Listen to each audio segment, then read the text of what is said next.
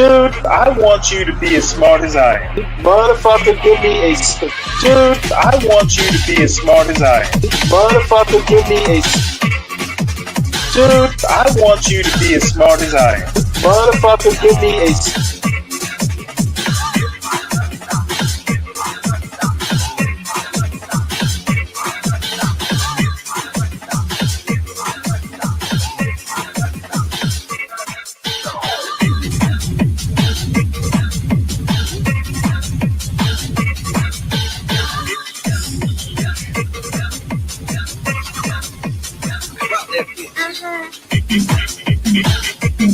Dude, I want you to be as smart as I am. Motherfucker, give me a specific...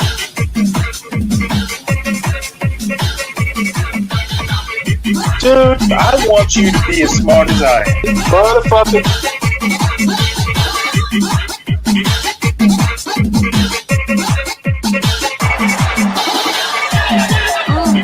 Come on out, you rapist!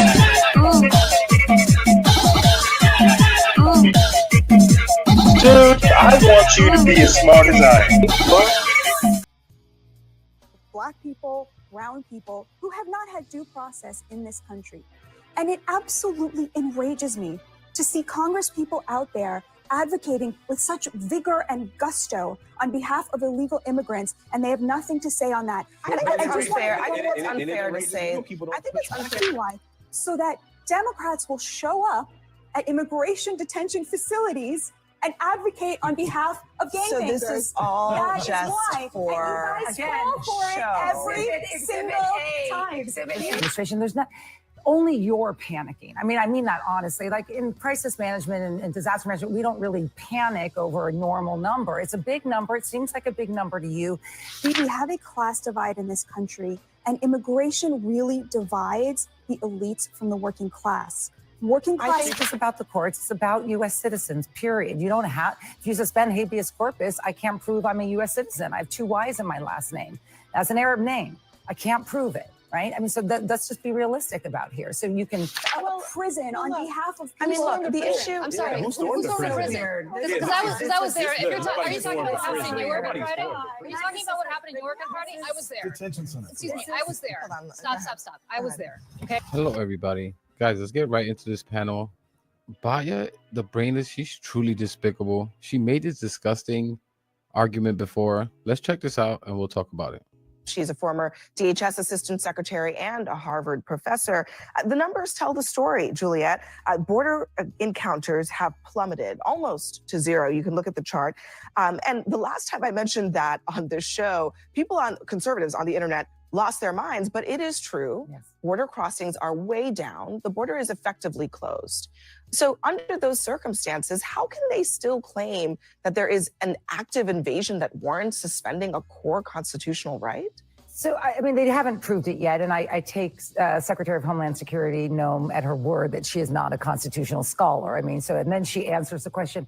I think what you're seeing is an administration that's trying to read the tea leaves out of Donald Trump, who tends to throw things out here. But if you just look at the qualities of either invasion or insurrection, I think we can sort of put aside insurrection. That's not happening. And I'm taking them at their word. So is this an invasion?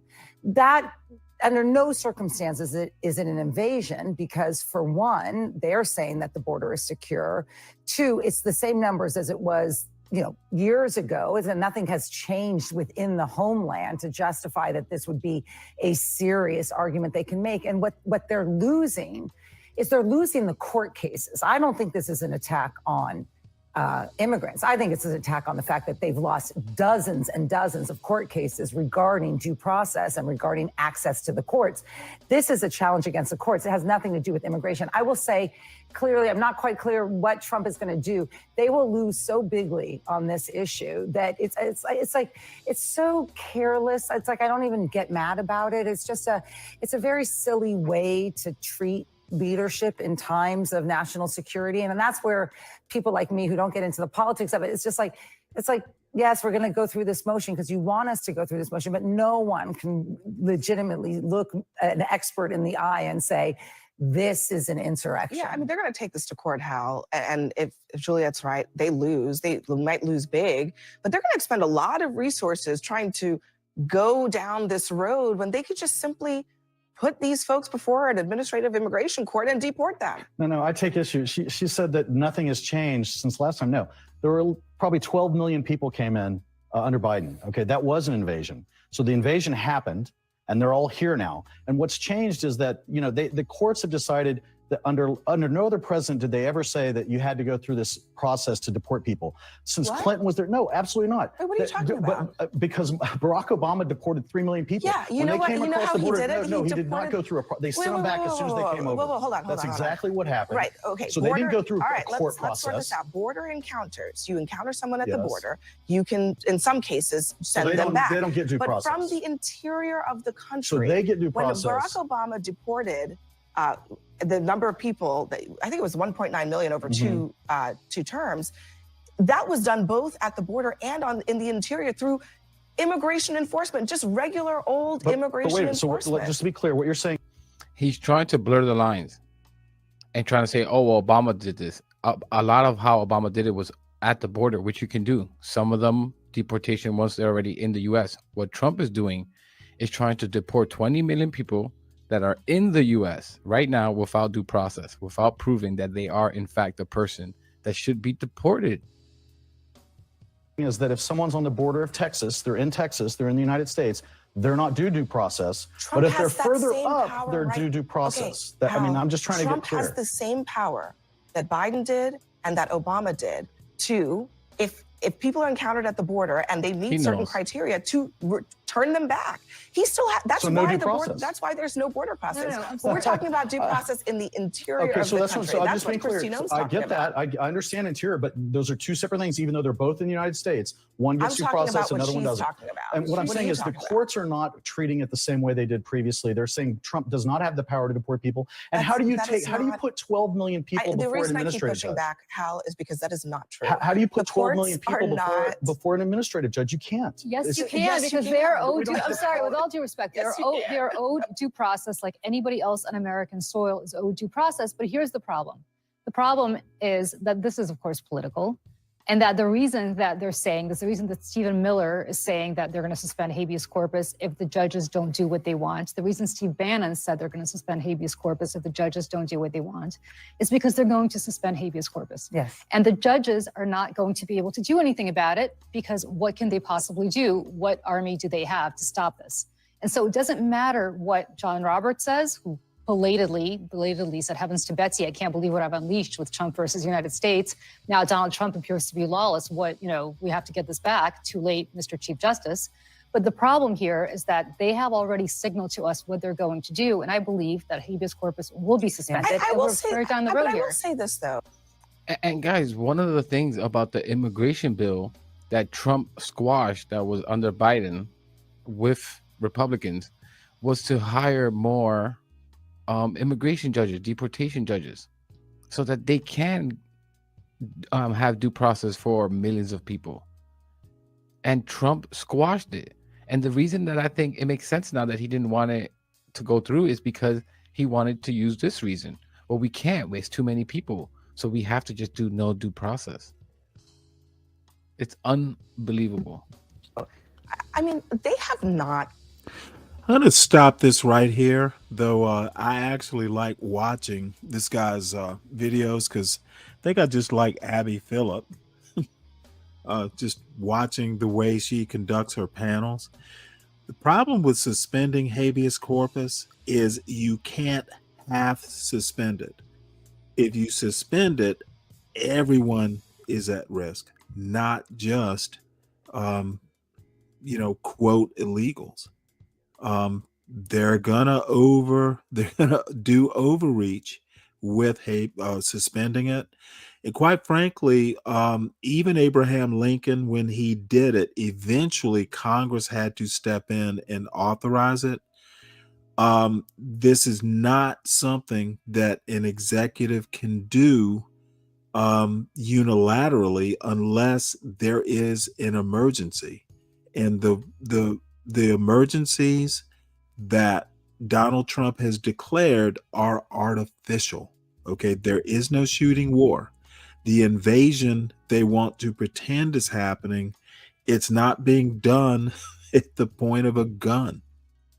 Um,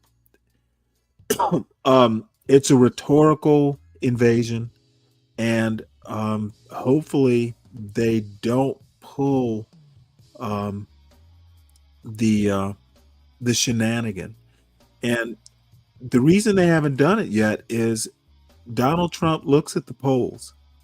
Even on immigration, that firm support he had is starting to soften.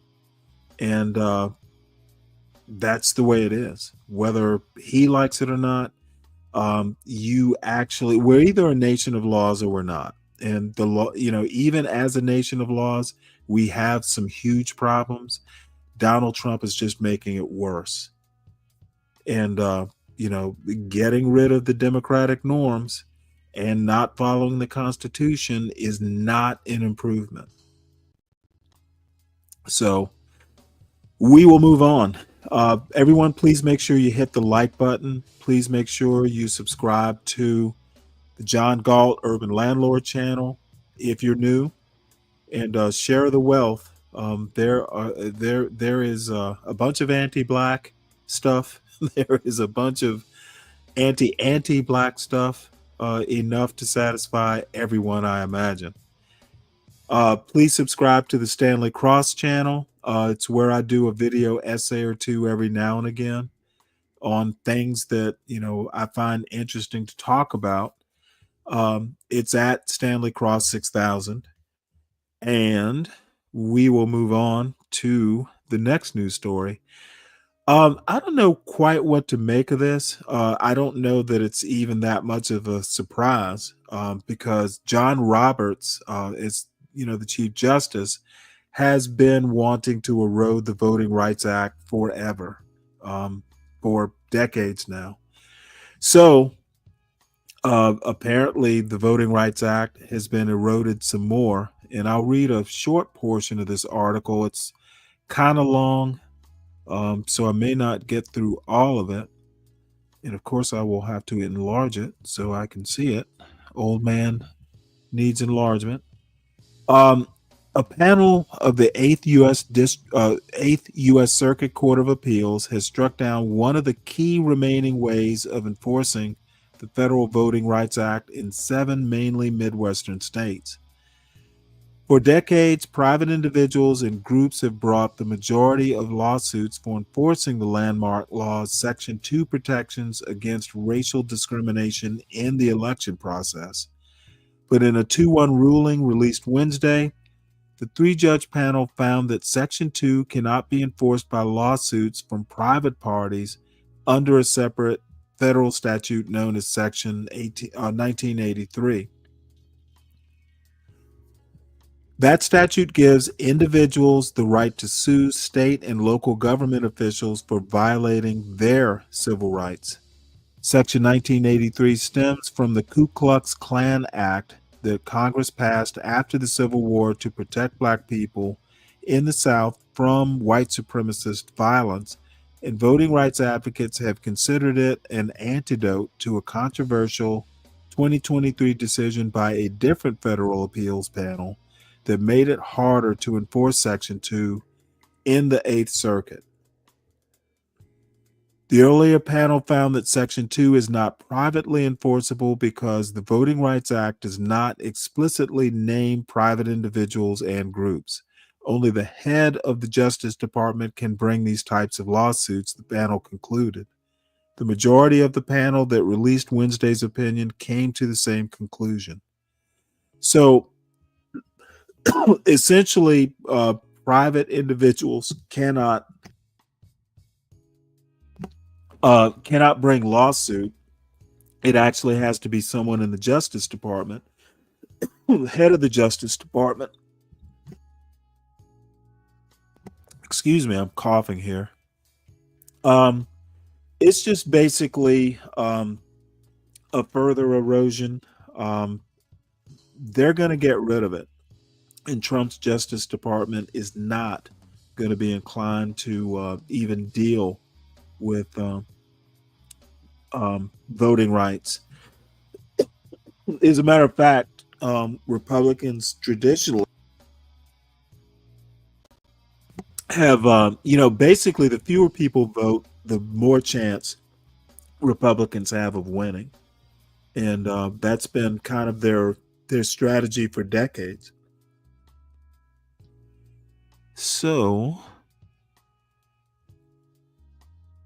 there we go. So if it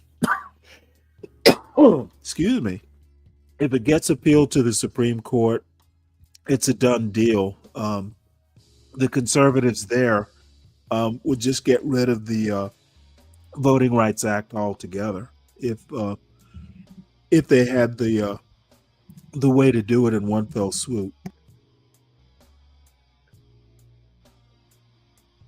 So we'll move on to Florida. Florida just banned fluoride from public water, and I forget another state has done it. I want to say it's Wisconsin, but I don't think it is. So let's just listen to this article. Florida just banned fluoride from public water. Here's what to know. This article is by Emily Cochran and read by an automated voice.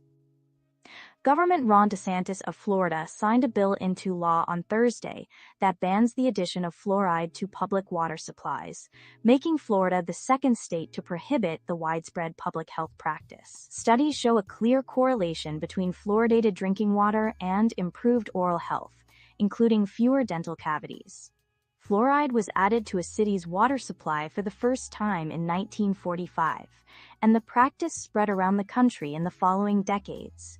But Mr. DeSantis and other prominent Republicans have criticized fluoridation as an example of government overreach, drawing parallels to masking and vaccine mandates during the coronavirus pandemic. How it fits into the national landscape. The law puts Mr. DeSantis and the Republicans who dominate the Florida legislature at the front of a growing national movement. Robert F. Kennedy Jr., President Trump's health secretary, recently called for all states to ban fluoride in drinking water. In March, Utah became the first state to outlaw the practice. A handful of other states, including Ohio and Texas, and a number of local governments are weighing fluoride bans. In 2022, the most recent year for which CDC data is available, about 63% of Americans lived in areas with fluoridated drinking water. The argument in favor of a ban. Fluoride is naturally present in many foods, and experts say that excessive exposure to fluoride over a long period can lead to health problems. Federal safety guidelines for how much fluoride to add to water supplies have been lowered in recent years to reduce any risk, including after a recent court order. With trust in public health eroding from the coronavirus pandemic, a movement to eliminate fluoride from drinking water has gained significant steam. Opponents of fluoridation have cast their concerns as a matter of protecting bodily autonomy and have cited the possibility of cognitive effects on children and infants from excessive exposure. Powerful people like Mr. Kennedy and other top Republicans have publicly questioned fluoridation's safety. It's forced medication when they're jamming fluoride into your water supply, Mr. DeSantis said at a news conference last week, standing behind a placard that hailed the Free State of Florida. Referring to the oral health benefits of fluoride, he said, "I'm not saying that's not true, but we have other ways where people can get access to fluoride. We should all agree that we want people to have informed consent when it comes to these things," he added. The case against the ban. Dentists and a number of public health experts say that fluoridated water is safe and essential for protecting oral health in children. The mineral prevents cavities by making teeth stronger, and reducing tooth decay can in turn reduce the risk for chronic conditions linked to oral health, like heart disease, experts say. The Centers for Disease Control and Prevention has called the benefits of fluoridation one of the, quote, 10 greatest public health achievements of the 20th century. Dentists have lobbied forcefully to continue fluoridating water in Florida and other states that have considered banning the practice. Most people in the U.S. today have never seen nor personally experienced the severity of tooth decay that exists without fluoride, said a joint letter signed in April by dozens of national and state dental and medical agencies. With an abrupt departure from water fluoridation, our nation would undoubtedly experience a rapidly rising incidence of decay. Background. In April, Mayor Daniela Levine Cava of Miami-Dade County, the largest county in Florida, vetoed a fluoride ban there. Weeks later, the commission voted 8-4 to override the mayor's veto, reaching the required 2/3 majority. Speaking about the state law last week, Ms. Levine Cava said that this is a very important local decision, taking care of the personal health, the public health, and it's taken it out of the hands of our local community. What comes next? The statewide ban in Florida is scheduled to take effect on July 1st. At the national level, Lee Zeldin, the head of the Federal Environmental Protection Agency, has indicated that his agency may once again change its recommendation for how much fluoride should be added to drinking water after re-examining research on potential health risks. Mr. Kennedy said recently that he planned to tell the CDC, which he oversees, to stop recommending fluoridation to communities. Yeah, well, I would imagine there will be more states to follow suit.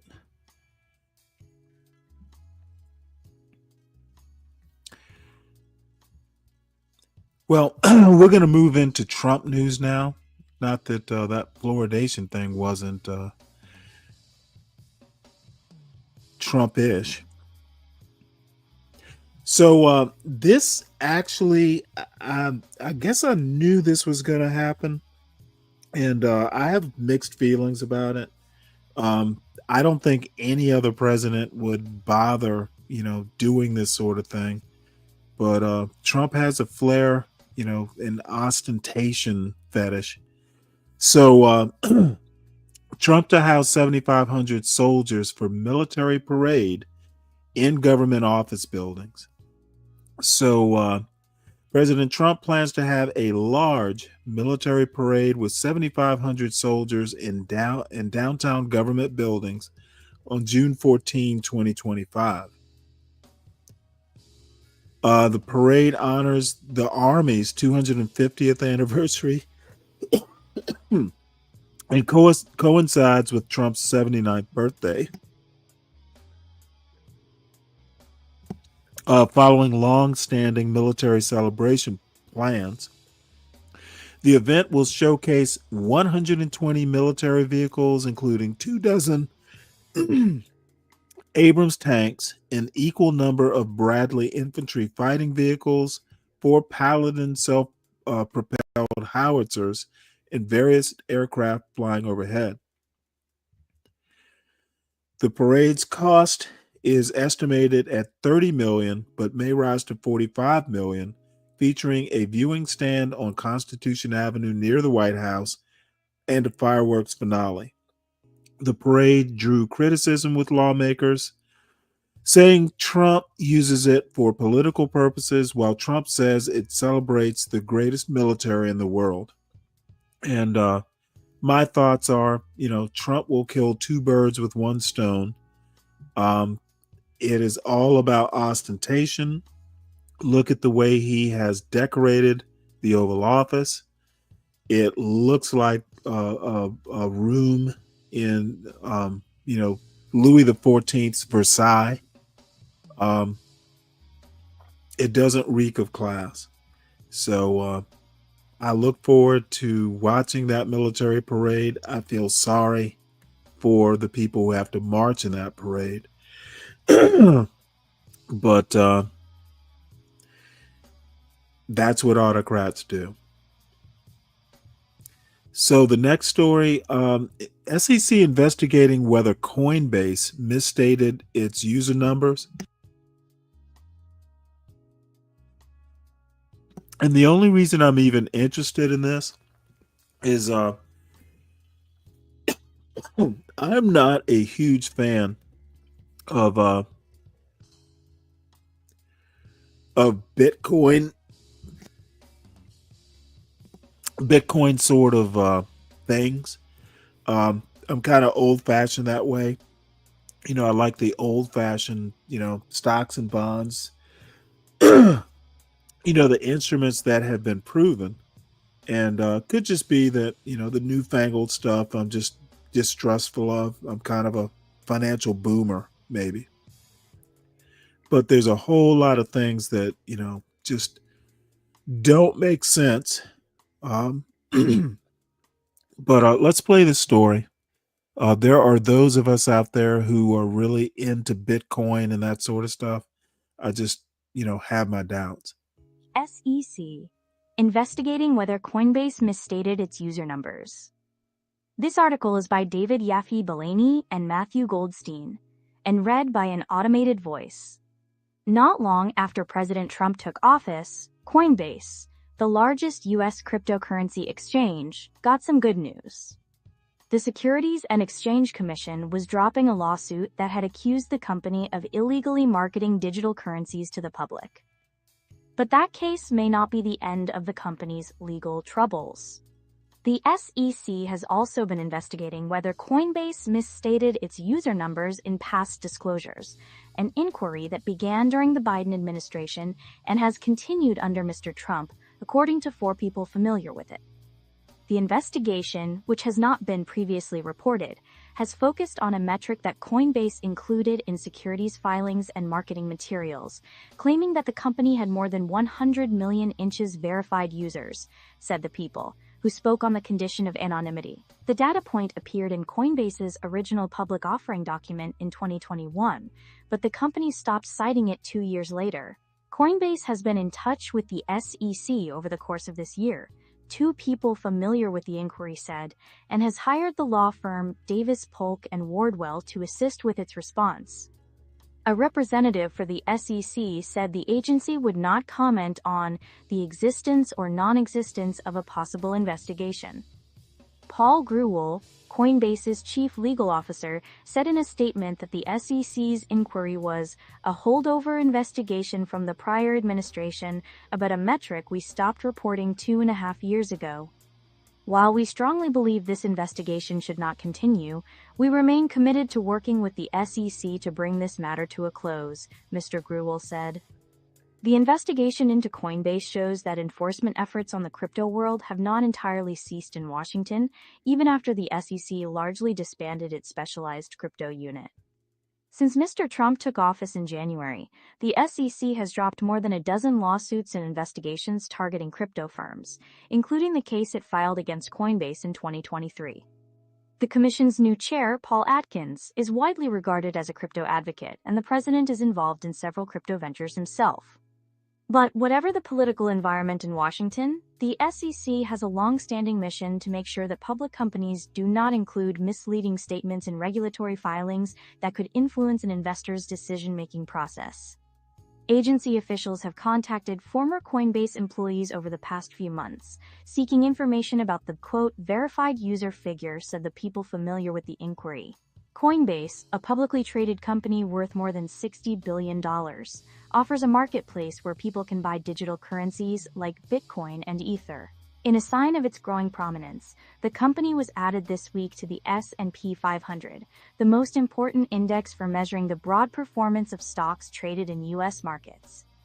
The move indicates the growing acceptance of crypto companies on Wall Street and means that more mutual funds are likely to invest in Coinbase shares. The company also revealed on Thursday that it had been the victim of a data breach that exposed customers' private information.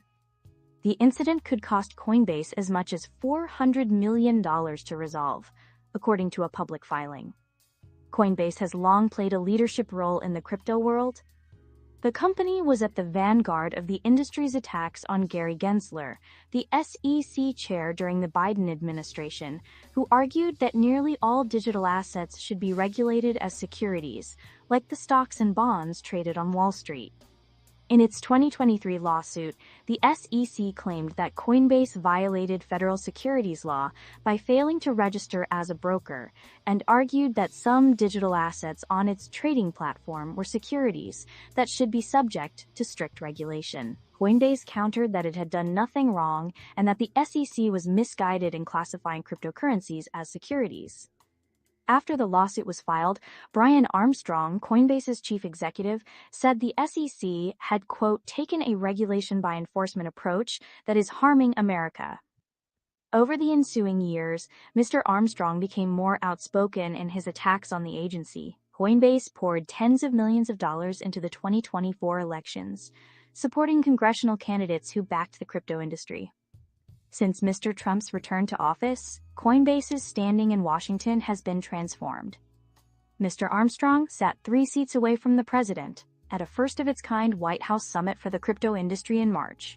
But the company is still navigating its issues with the SEC. Before it went public in 2021, Coinbase included the verified user number in a public filing, saying it had recorded 43 million of those users the previous year. In a social media post in 2022, Mr. Armstrong said the company was up to 103 million verified users. He repeated the figure in a YouTube video that year, and the company cited it in securities filings. But in those public filings, Coinbase included a caveat, saying the figure might, quote, overstate the number of unique customers who have registered an account because the same person might open multiple accounts using different phone numbers or email addresses. In a 2023 securities filing, Coinbase said it would no longer cite the figure in statements to investors. The number was not indicative of our overall performance and no longer provides valuable insight into our business performance, the company said. Instead, the company has focused on a separate metric, which records monthly transacting users, the number of people who use the platform in a given month. It's not clear precisely when the SEC began investigating Coinbase's use of the verified user figure, but the inquiry started while Mr. Gensler still ran the agency, according to 3 people familiar with the investigation. It's not unusual for the SEC to open an investigation after a company disavows a metric it had been promoting to investors. Often such inquiries end without any enforcement action, especially if regulators conclude that a company did not intend to deceive investors. Yeah, I'm still not a huge fan. I have not bought into Bitcoin and, the cryptocurrency fad.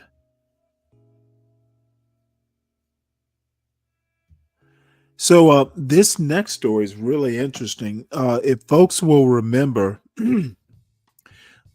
essentially, there is like a really long, narrow strip of land right along the southern border that the Trump administration had the bright idea of turning into like some sort of military base. And of course, it's sorry, I had to cough. Of course, this is going to wind up in front of a court. Most everything the Trump administration tries these days winds up in court. So somehow or another, and I haven't read this story, but somehow or another, migrants were charged with trespassing and a judge has dismissed it. So let's listen to this and see if we can make heads or tails of this. Judge dismisses trespassing charges promoted by Trump in border defense area. This article is by Jack Healy, Leo Dominguez, and Seamus Hughes and read by an automated voice. A federal judge this week dismissed charges against nearly 100 migrants detained under a Trump administration effort to arrest undocumented migrants for trespassing on a newly declared national defense zone along New Mexico's border with Mexico. The order from a federal magistrate judge, Gregory B. Warmoth, added to the confusion and legal turmoil that have gripped New Mexico in the months since President Trump declared a ribbon of land along the 180-mile length of the state's southern border to be an Army base. Around 400 migrants had been charged with willfully violating security regulations, misdemeanor charges that can carry up to a year in jail. The arrests, which Defense Secretary Pete Hegseth was praising just last Friday, had swamped local jails and every day brought dozens of shackled migrants into a federal courtroom to face the novel charges. When you cross illegally, you will be prosecuted to the fullest extent of the law, Mr. Hegseth said in a social media message. But Judge Wormuth, a former federal prosecutor, said the federal government had failed to show that the migrants actually knew they were unlawfully entering a restricted military area. He has dismissed charges against 98 migrants so far as he works through the docket. The United States provides no facts from which one could reasonably conclude that the defendant knew he was entering the New Mexico National Defense Area, the newly declared military installation, Judge Wormuth ruled. Defense lawyers said some migrants were arrested before the government put up signs warning that the area was restricted. Others crossed between signs, arrived exhausted in the dark, or were unable to read the warnings, lawyers said. It's just a bunch of desert, said Carlos Ibarra, a defense lawyer. They're just coming over the same as usual, and all of a sudden, it's military charges. Nobody knows what's going on. Judge Wormuth appeared to agree, dismissing many of the charges in a flurry of orders issued late on Wednesday. Nearly identical charges against hundreds of other migrants could also soon be thrown out, given what the judge described as the prosecution's, quote, cut-and-paste approach to factual allegations. On Thursday, Judge Wormuth took the bench in Las Cruces to consider military trespassing charges against a new group of 22 migrants who were waiting for their first hearing. Over the objections of prosecutors, he said he did not find probable cause, a basic legal hurdle. The migrants in these cases still face misdemeanor charges of entering the United States illegally and are likely to face deportation. They are all being held without bond. Federal prosecutors also have the option of appealing the judge's dismissal or filing the charges again, with additional facts to make a case that the migrants had willfully trespassed when they crossed the border and stepped onto a 60-foot wide strip of federal land known as the Roosevelt Reservation. 60 feet? If the government feet? has the evidence to support the charges, they're welcome to refile, said Amanda Skinner, an assistant federal defender who filed a brief last week challenging the charges.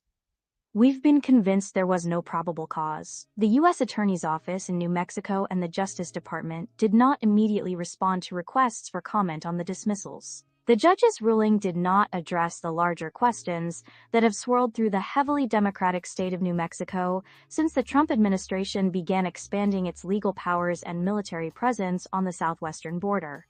Since the new military area was established, volunteers who scour the desert for the remains of perished migrants have started to worry that they could be arrested. Hikers determined to traverse the storied 3,100-mile Continental Divide Trail to Canada face legal uncertainties, since their trek begins or ends at the border. Hunters who frequent the wide-open public lands in the area are worried about running into active-duty troops when they are out stalking quail or white-tailed deer. Imagine me hunting in the mountains, and some army guys see me in camouflage with a gun, said Ray Trejo, a Democratic commissioner of Luna County, which sits along the border.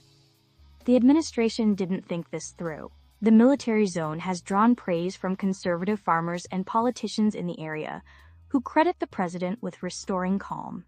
State Senator Anthony Thornton, a Republican from outside Albuquerque, hailed Mr. Trump's military maneuvers as a, quote, brilliant solution to fight drug trafficking and human smuggling. While active duty troops have the power to detain migrants on military land, they have largely been providing support and surveillance to help Border Patrol agents make arrests.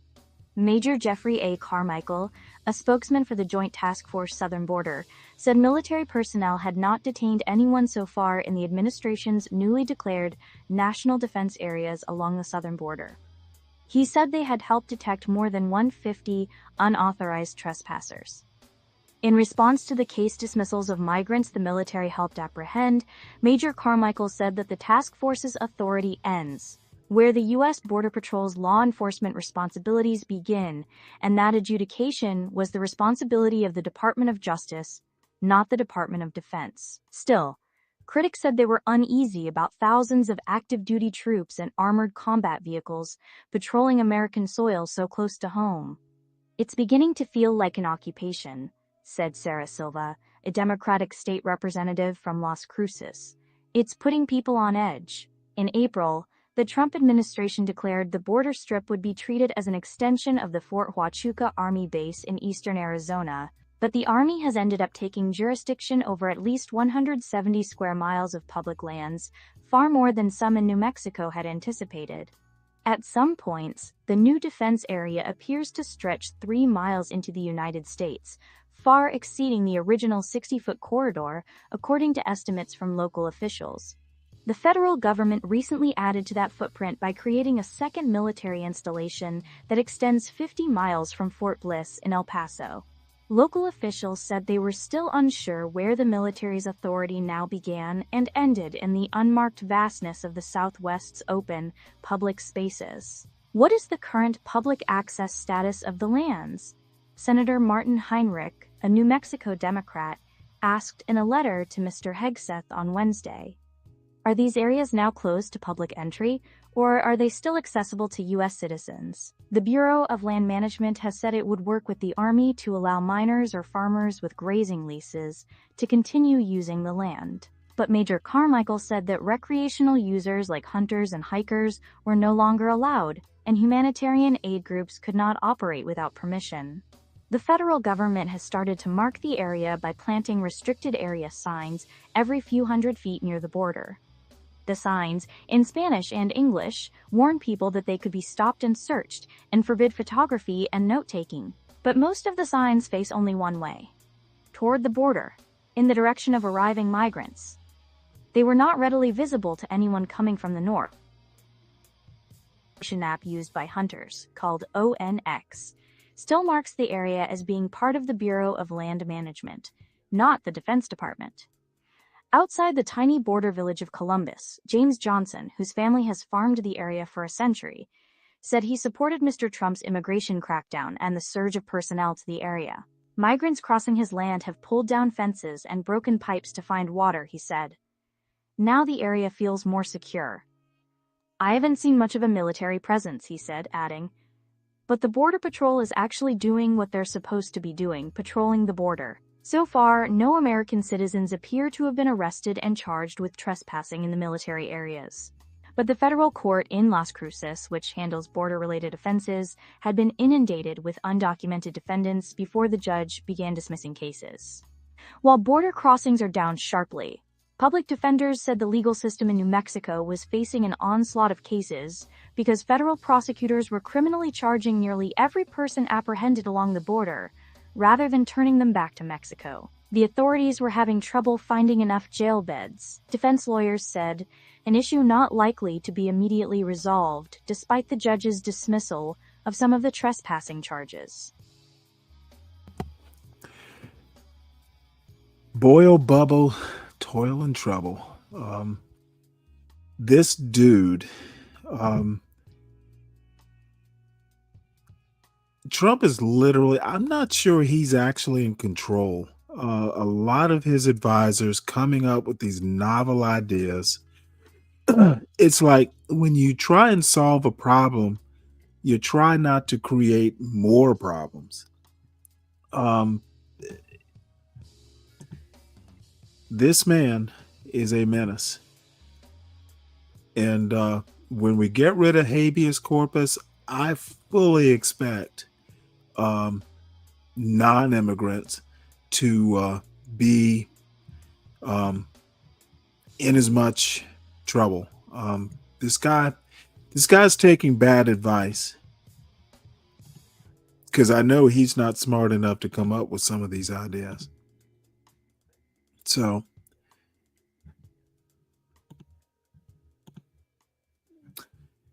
all right, Wisconsin judge, the one that is accused of trying to help a migrant out when ICE came looking for him.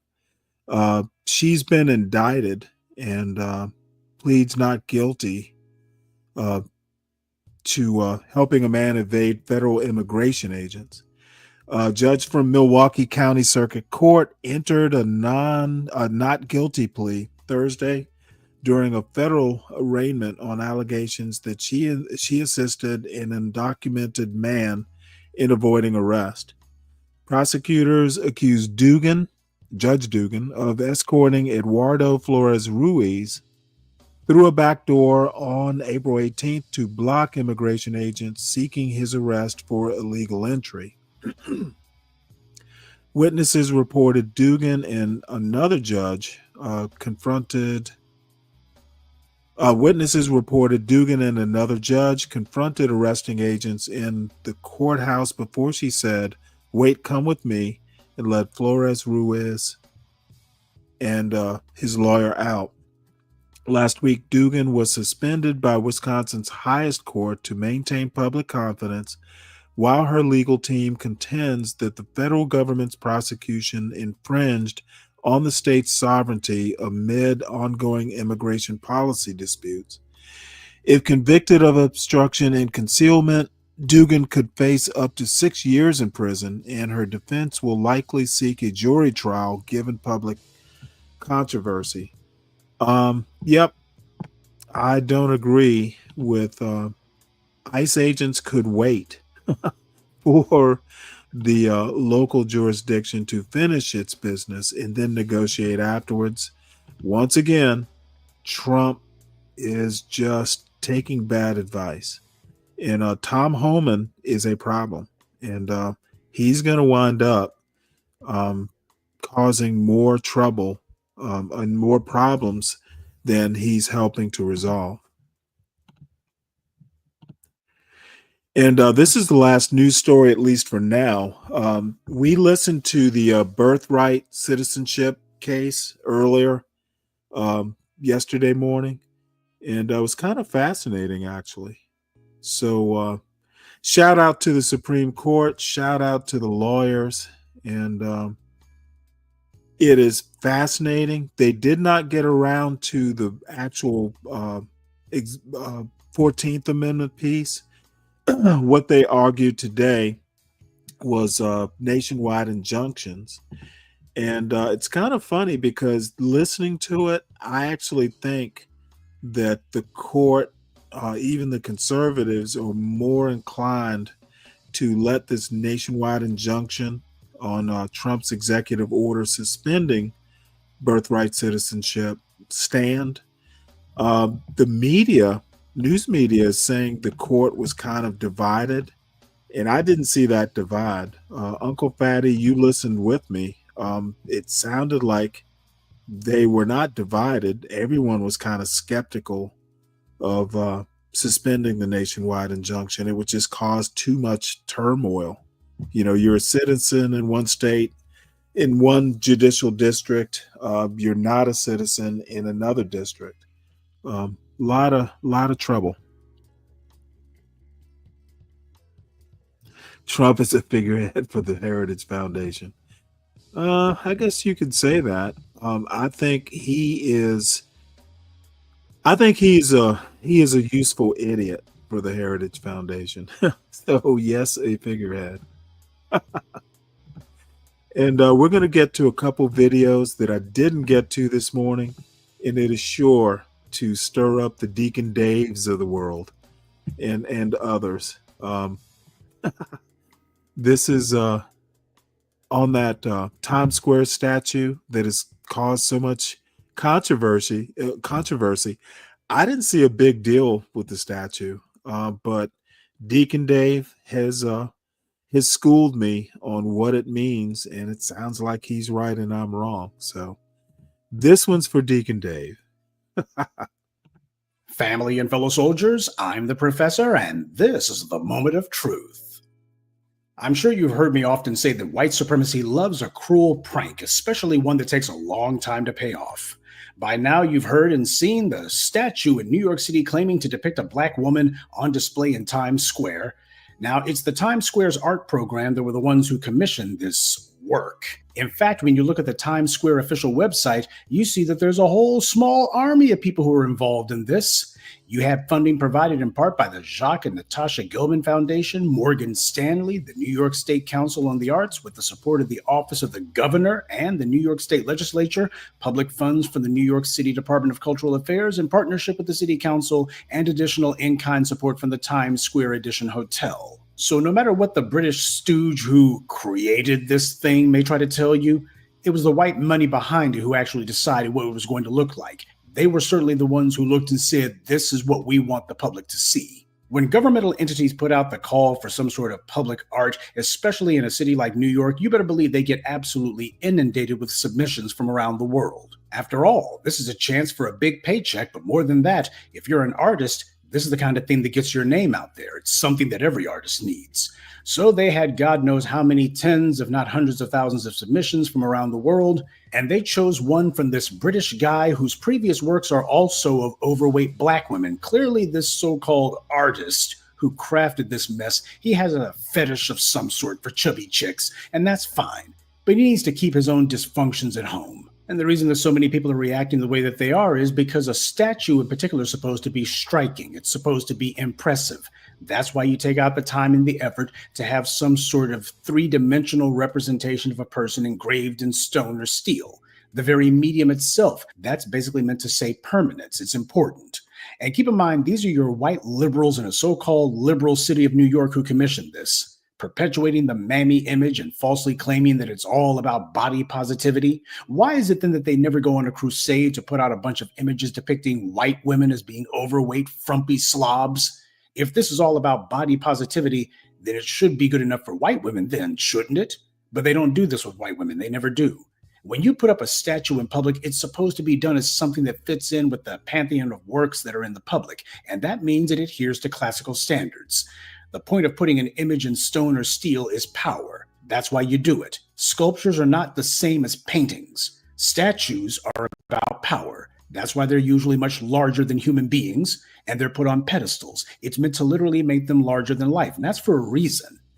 This, however, wasn't done as an artistic statement. It was done as a social statement, one of ridicule. We got to be honest about that.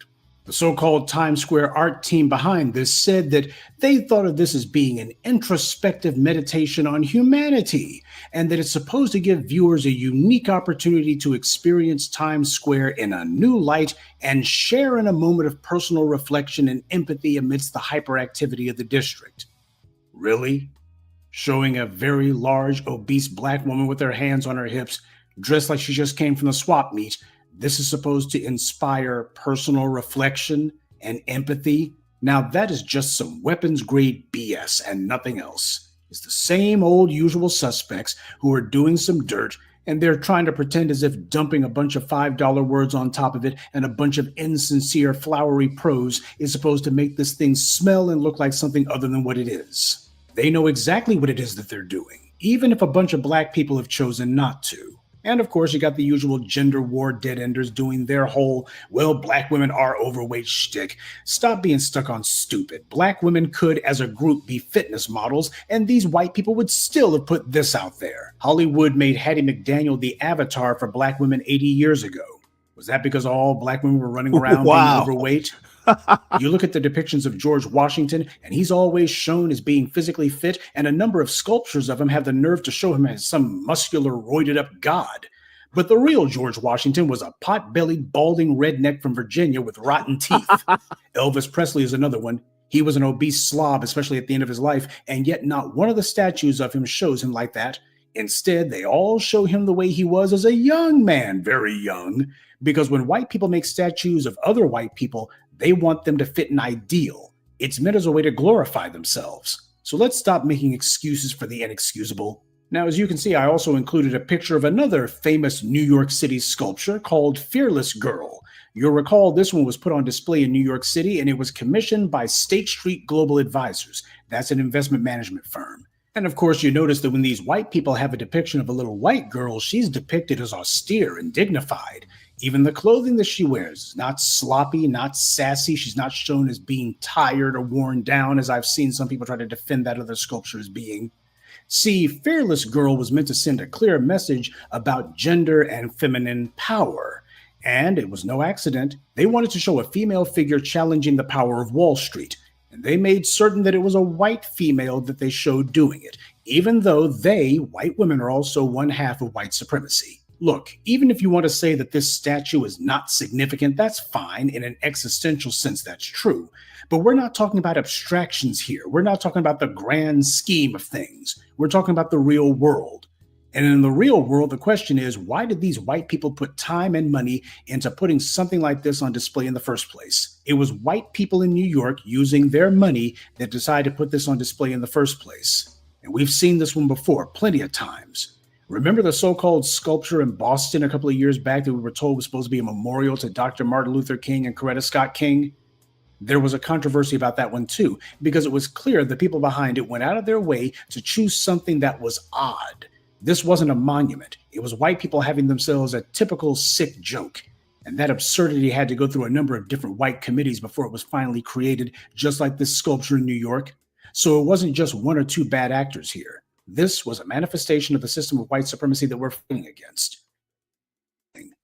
Pairs of disembodied arms, faceless, and more of an oddity than anything else. This is how white power sees black people. Sources of labor and productivity, but not human beings. And just like with that statue in New York, they also made sure to have a front Negro as their crash dummy on this one too. Too many black people have deep-seated internalized racism and are so busy trying to impress white donors that they've become willing agents of anti-black racism. Wait, hold it. I'm going to have to stop and replay that. Because that has been what I've been thinking for a couple weeks. Not human beings. And just like with that statue in New York, they also made sure to have a front Negro as their crash dummy on this one too. Too many black people have deep-seated internalized racism and are so... Yep. Too many black people have deep-seated internalized anti-black racism. Wow. Truer words could not be spoken right now. Anti-black blacks. So busy trying to impress white donors that they've become willing agents of anti-black racism. You know, your image matters. Your image is important. Primarily because as human beings, we are image-based creatures. We take in fully 80% of our data through our eyes. Dr. John Henrik Clarke talked about the importance of protecting your image. As he put it, the white media is out to control image. If they can control what you see, then they can control how you see yourself. And if they can control how you see yourself, then they can control what you do about yourself. And even if your brain is stuck on stupid, and after all this, you still want to insist that this statue isn't so wrong, there's still one big problem that can't be denied. Nobody asked for this. Don't let anyone tell you that this was being done as a favor or a compliment to black women. It wasn't. This falls in the same category as making Juneteenth a national holiday. This is white power giving itself a gift, in this case, the public equivalent of a satirical gift card, and then lying through their teeth and claiming why they did this for you. Black Americans demand tangibles, but they're trying to buy us off with gestures. If you're silly enough to try to praise this crap, it's because you're spiritually defeated. You're more willing to roll over and accept insults instead of calling them out and making it clear you're not going to accept anything other than the respect and honor that you're supposed to have. You teach people how to treat you. The bastards spit in your face and you decide to smile and say thank you. That teaches them that you like it.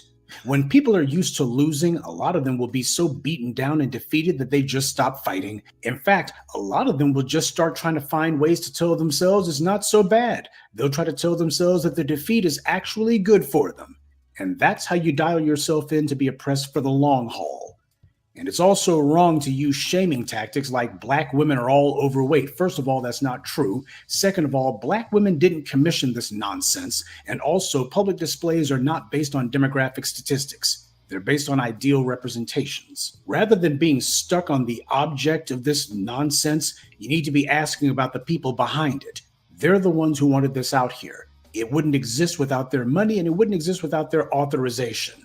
So if you're not focusing on them, you're missing the point. Though even if this statue was a dignified representation of a black woman, that still doesn't erase the fact that this isn't what black people are demanding. This is, even at best, a distraction, nothing more, just like Juneteenth. You want to make a statue representing black Americans? Try one that shows us as we truly are. And that is a conscientious and courageous people who are the only ones with the guts to wage the fight for justice in the world today. Any depiction or representation of us that does not show us in our full power, that does not show us as the people that everyone ought to be looking up to, is wrong. Full stop. Though I would say that the only other acceptable representation of us would be to show us demanding what's ours, like reparations. Now that's a statement worth being put in Times Square.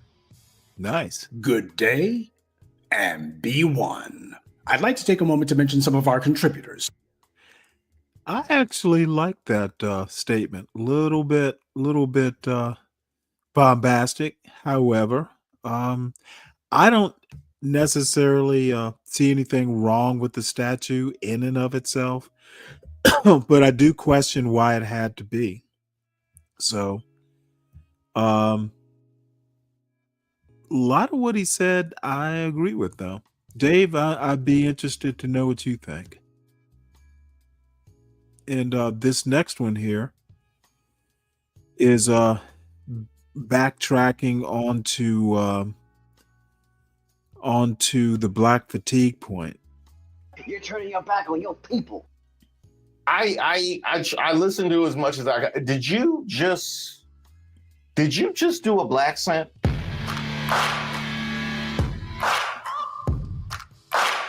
Hey, shout out to all of the subscribers and members here on the channel. Don't forget to like and share the video if you can. My name is Reese Waters, and this is Racist of the Week. This is where we explore the stupidity and hypocrisy of discrimination and hopes we can build a more perfect union.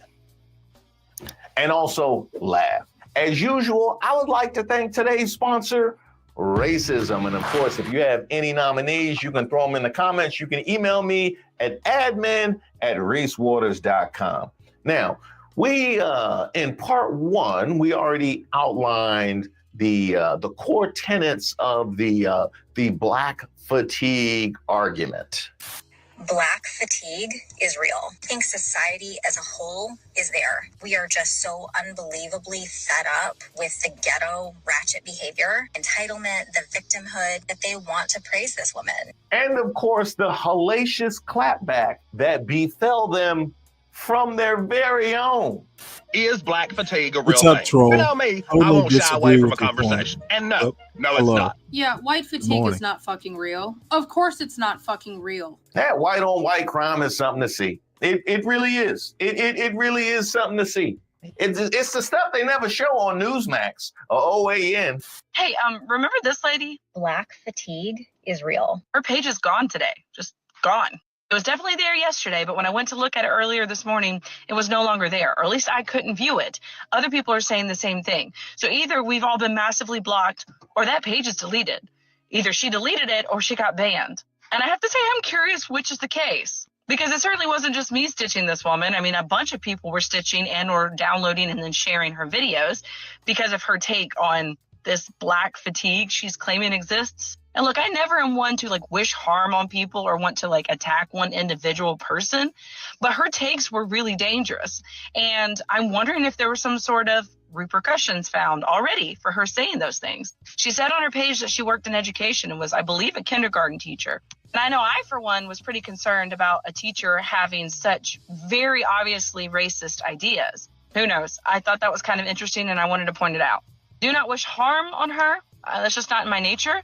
But I do hope perhaps this got her attention because she needs to deconstruct those biases that are making her so bitter, not just for her sake, but obviously for the sake of people around her and her students. So what you mean to tell me is that the lady who acknowledged the 5-year-old's behavior was age appropriate and then legitimized that as an excuse for people to be racist based on the behavior of a 5-year-old is around children. That is what you're telling me. Mm-hmm. Just in case you're wondering about, the next generation. Now I see, hey, Mothers for Liberty. Now I see why you're so concerned about the teachers and the education. Yeah. We got one over here. And by the way, I wouldn't worry about her page going down. I think she just got TikTok fatigue. Yeah, she got TikTok fatigue. Apparently, she gets tired very easily. However, if you thought that black people were just going to let white people have all this fun calling out races and knocking them upside the head with the English language like whack-a-mole, oh, you are sadly mistaken. It is the funniest thing to me that we get on the internet today only to find out that the white people, white women particularly, but the white people have co-opted another term that is a black people term, not a white people term, not a society term, Yeah, that a black amazed me. people term. Now, I gave you the good news that there was no shortage of white. My conspiracy theory is it was anti-black blacks who saw the book Black Fatigue and gave it to the Be Brave whites. And the Be Brave whites and the anti-black blacks got together and just came up with this movement, probably over a conference call. White people getting their own together, but they were not alone. Oh, hell no. Hey, Mo Love. And that term is black fatigue. And they took it as to meaning, oh, we as a society are tired of black people and what we think comes with black people, like ratchetness, ghetto-ness, brawls, the victimhood, all of the things that they attribute to black folk as a whole. Got on the internet and said, we are tired. So we are calling this black fatigue because we're tired of black people. After this, mind you, this comes after a white woman was called out for raising nearly $1 million for calling an autistic black child, most likely with a hard ER. But somehow white people took this as an opportunity to tell us that they are tired of us. And so they co-opted yet another term. But what black fatigue actually means is that black people exist in this world, and that existence in the society that has been racialized and demonizes blackness is exhausting. It's exhausting existing in this type of world where anti-blackness runs rampant. Tired of living in a society that deems you ratchet, ghetto, and a victim when you say you are tired of dealing with racism.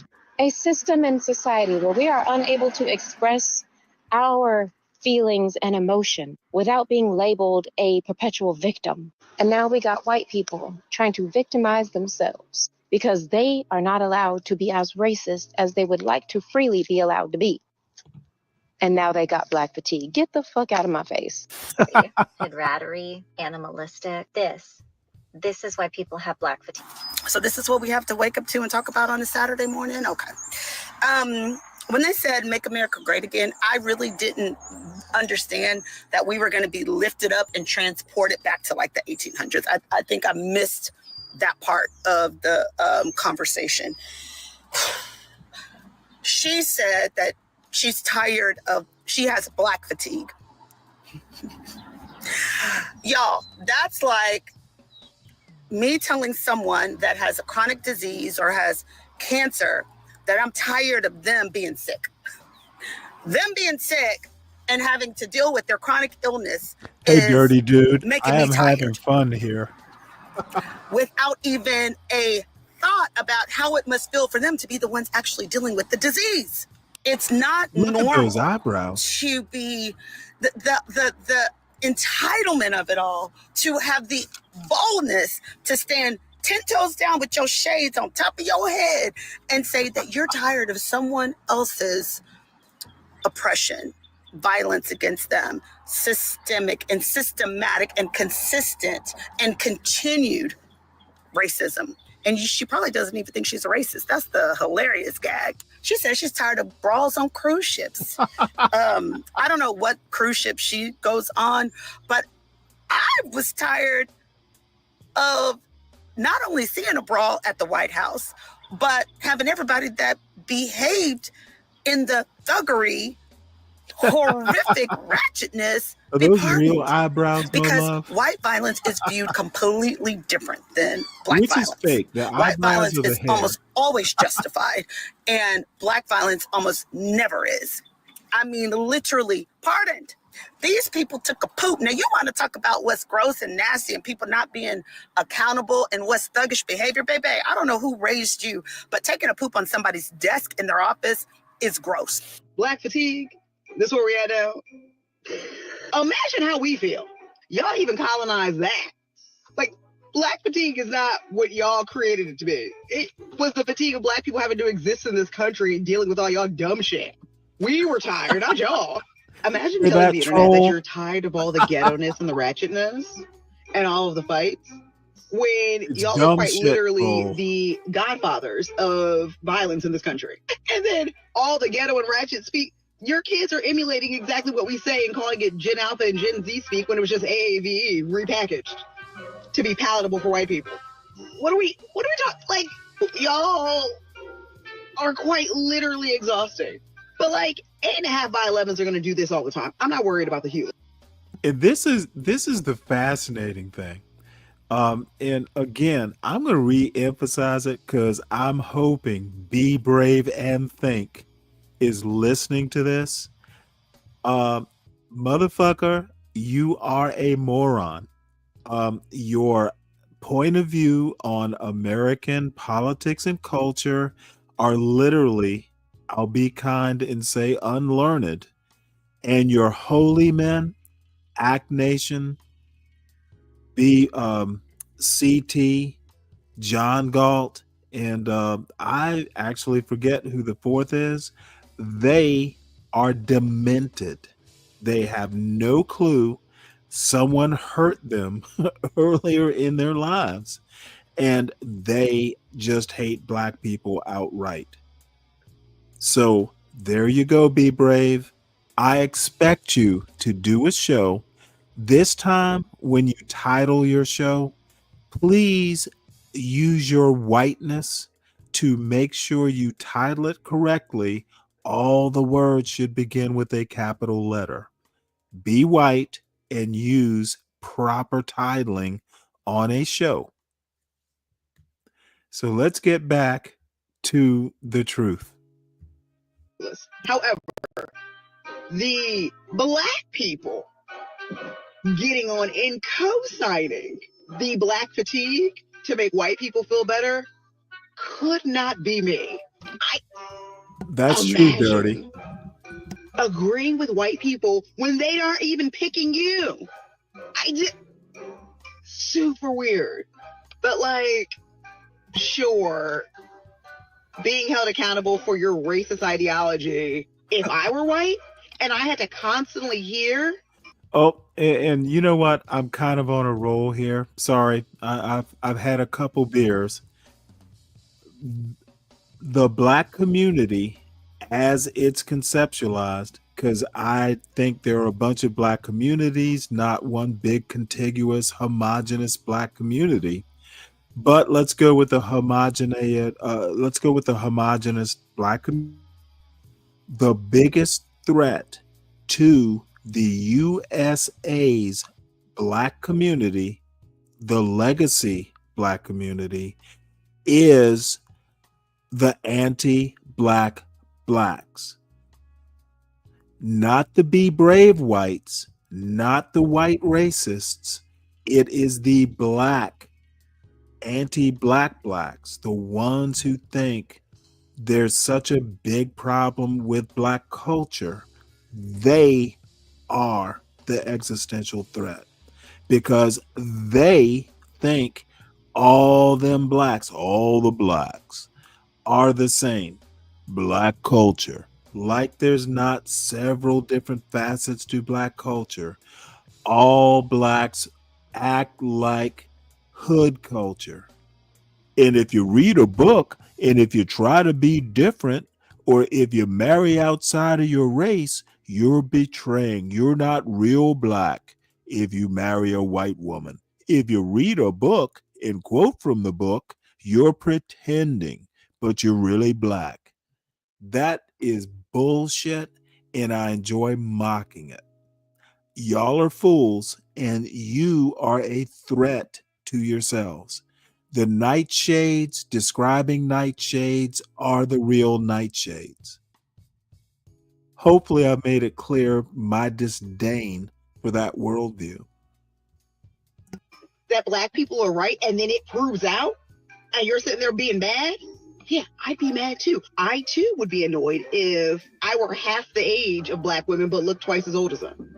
Yeah, I'd be pissed too. So like, hold your black fatigue and raise yourself some accountability. Because, happy Monday, y'all. Black fatigue, shut up. They even got some love from the Latino community. They know what's up. I'm not taking anything down. I'm not. This is my opinion. We're fed up with it. We're fed up with this type of behavior coming from certain groups of people. White racist people, listen to me. The only thing that you're fed up with is not with black people's behavior. It's that you can't get away anymore with putting them in their place. Whatever you think that place is, because you used to run shit in this country, white supremacy reigns supreme. It still does a little bit, but that's for another fucking TikTok. But now, you cannot send them to the back of the bus. You cannot give them that shitty position at their job. You cannot pay them less.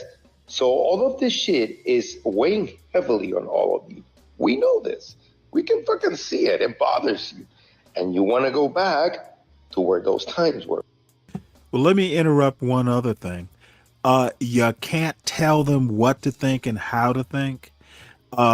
I can tell you right now, and this is from my personal experience, you want to piss a bottom-feeding white boy off, tell them what you think and tell them what you think of them. Call a dumb white boy dumb. Oh, they get really mad. They get Yosemite Sam mad. And you know what? Oh, reading a book. And you know what? Again, it's the dumb white boys are not the problem. It's the anti-black blacks who want to adopt what the dumb white boy is thinking. 70% of blacks, motherfuckers, and I'm going into my gutter language now, you dumb motherfuckers cannot even figure your own arguments out. If 70% of the black community is ignoring the 3% that are committing crime, you are basically saying that 70% is responsible for that 3%. And it is racist to think all black people are responsible for all black people.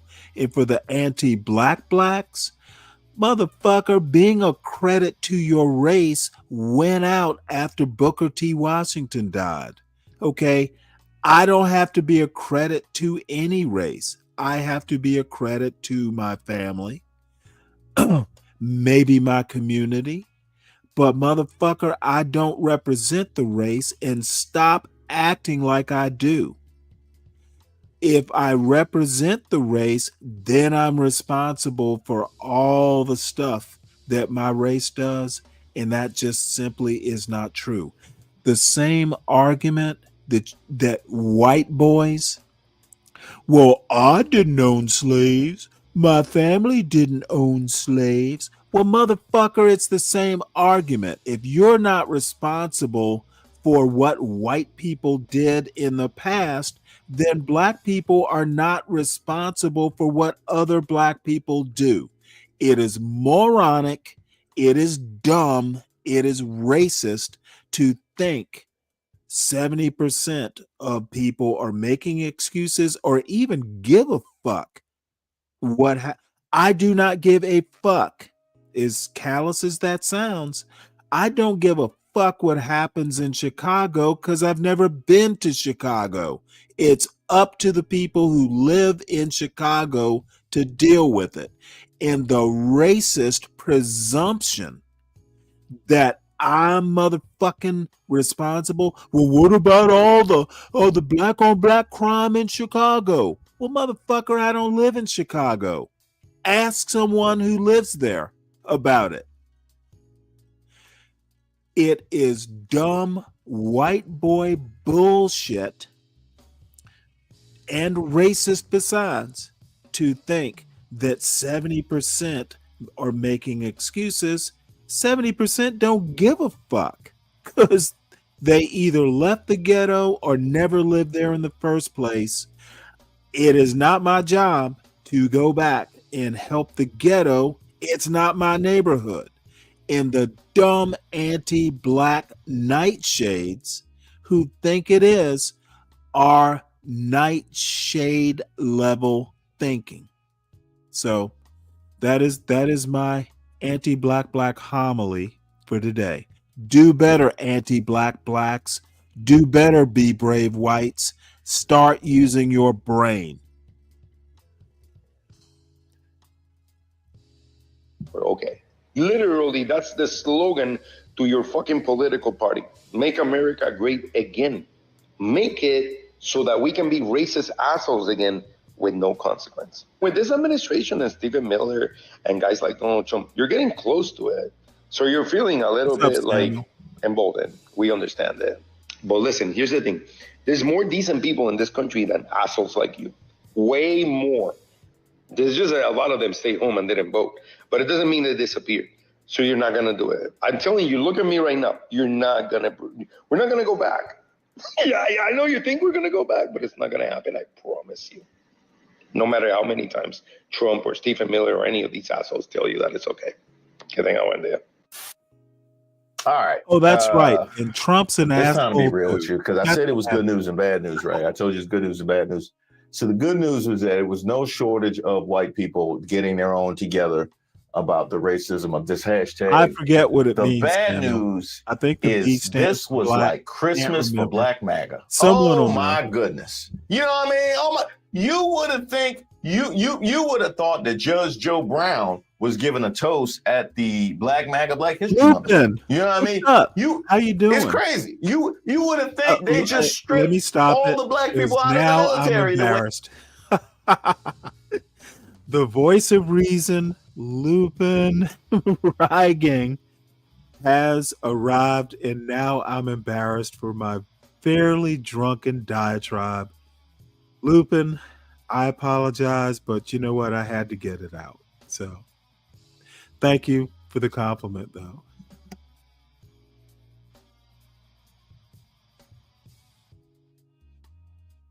They was excited to run to the. No, actually, no, that's not true, because they ain't saying nothing about that. You would think they would have got rid of the minority business development. No, because they didn't say nothing about that. They didn't. Tenacity. They've been kind of quiet. But it's kind of fun. They've been real quiet. We didn't hear nothing about that. We didn't hear nothing. The civil rights cases, Department of Justice, we ain't hear nothing about that. The white South Africans, we haven't heard anything. Where's Black MAGA been? That's crazy. I did not know. Black MAGA went missing. Then all of a sudden they popped up to legitimize all this stuff with Shiloh Hendricks. And now they done formed like Voltron to go ham on this black fatigue issue. It's almost like they put a hologram in the air of Uncle Ben, and Black MAGAs just came calling. Black fatigue. This video might make you uncomfortable, but it needs to be made. There's a growing sentiment, most recently, of individuals who are proclaiming they do have black fatigue. And you don't have to be a non-black person to have black fatigue. What does that phrase actually mean? Essentially, black fatigue is a growing weariness of the actions of the quote-unquote black community. But it goes deeper than that, because we are in 2025 now, and we are being judged based on the content of our character and not the color of our skin.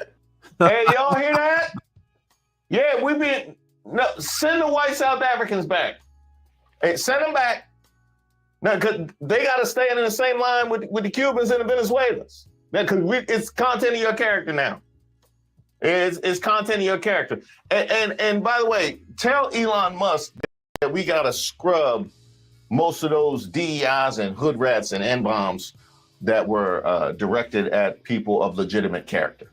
Yeah, because they just sent them because they were brown. You know what I mean? So we judge by the content of our character now. Because he just said. Honestly, this video actually, he said it was going to be uncomfortable, but it's not because I'm black. It's because of them sunglasses he got on. Apparently, that is the prerequisite to feel black fatigue. But the interesting part is the lie that's been sold to the black community in particular is that the color of our skin dictates the content of our character. That's why in the black community, sometimes you'll hear... Dude, literally, This is the John Galt premise. You're black, therefore you are damaged. This month, you know what? I'm gonna rewind it. I'm gonna do a John Galt and rewind it. This motherfucker literally, this is what anti-black blacks do. They literally judge you by the color of your skin. And then if you don't conform, if you don't live in the ghetto, if you aren't giving back to your people, if you marry outside of your race, they challenge you as being black. Motherfucker, you are literally saying content of character on one hand, and you're not living like you should be living as a black man on the other. Y'all are confused. Y'all are annoying. You're inarticulate. And I love when I get up on a goddamn panel and interrupt your very unintelligible worldview. Motherfucker, I interrupt you because you're stupid and you deserve to be interrupted. How about them apples? That is the prerequisite to feel black fatigue. But the interesting part is the lie that's been sold to the black community in particular is that the color of our skin dictates the content of our character. That's why in the black Samuel, community, you have say, "Oh, America you are acting fatigue. white," when they're talking America's to someone fundamentally like myself who a doesn't racist act the way country. most people would You need to deal with a it, son. conventional black person to act. Now, this is an interesting one. As somebody that has also received your acting white when I was growing up, what do you think that stems from? It was mostly from white people. What do you think the idea of acting white stems from? Does it come from us? Does it come from us? We created the idea that that white people 100 goddamn percent had a special path to proper society. We create the superiority of whites. We did that? I'm just curious. I'm very curious. And by the way, I would also add, I have heard that from lots of different kinds. I have heard that from white people for sure. It's mostly white people in my experience. What about that? I mean, are we addressing that? You guys Dolomite. take off the shades to address Let me put take this off the up. shades. Well, Now, this is literally pseudo-intellectual jumping in front of the truth, which causes black fatigue to rise even more. Motherfucker, you're talking about pseudo-intellectual by writing something that's pseudo-intellectual. It's a nightshade calling a nightshade, not realizing they're a nightshade. Do better, Dolomite. Do better. Dude, you know, I know what you're trying to do. I'm not jumping in front of the truth. I'm describing the truth, Dolomite. You're writing about pseudo-intellectualism while writing something that's pseudo-intellectual. Good job, son. Good job. I'm loving it.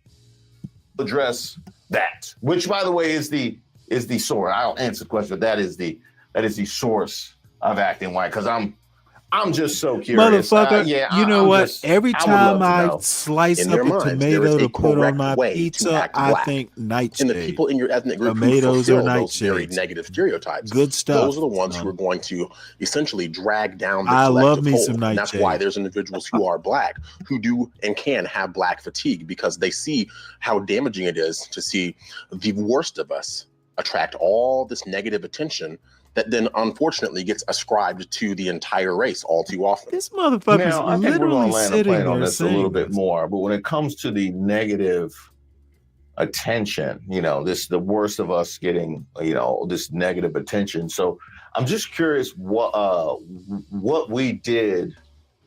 Well, Uncle Fatty, apparently, nightshade, because it sounds, well, it's a poisonous plant. However, human beings, oddly enough, have figured out how to deal with nightshades. Tomatoes are nightshades. Potatoes are nightshades. There's several different types of vegetables that are very edible that we basically took nightshades and made something somewhat delicious. I love tomatoes on a homemade pizza. I don't eat pizza if there are no fresh nightshade on it. Some nightshade berries, tomatoes. So here's the deal. Nightshade is supposed to be a pejorative. You don't use the N word, you call them nightshades, and it's fifth grade level funny.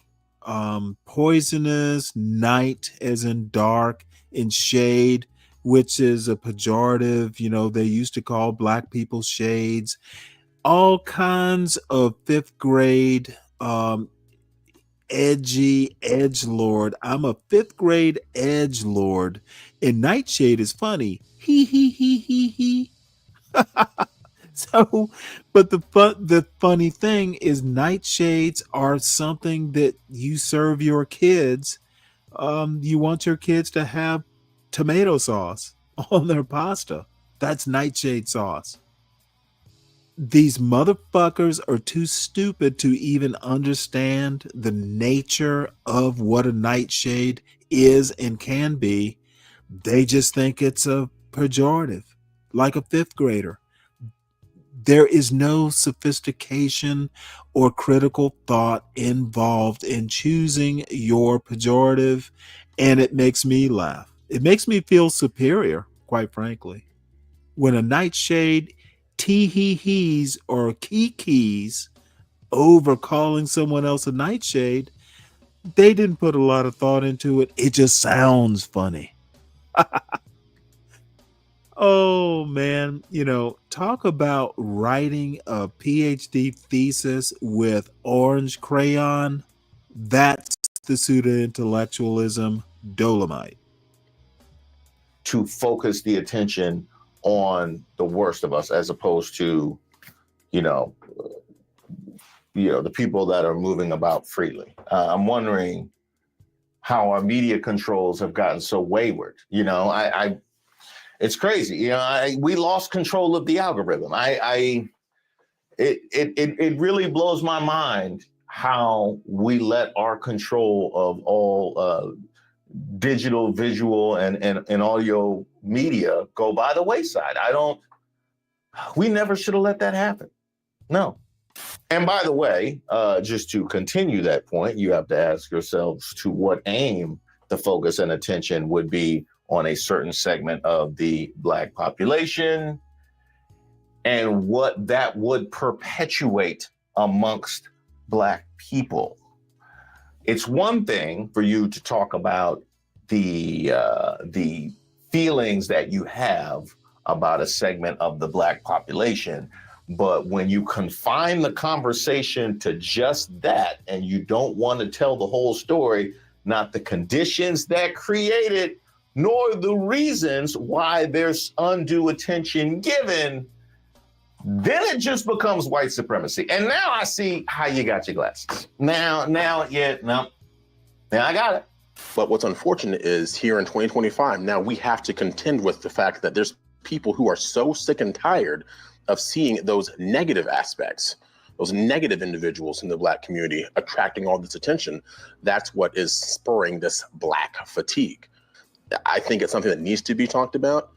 And until we turn inward and address the issues in our own communities, I fear that this is only going to continue and get worse. And that's exactly what the powers that be want. They want to have us against each other instead of us against those who are really pulling the strings in the background.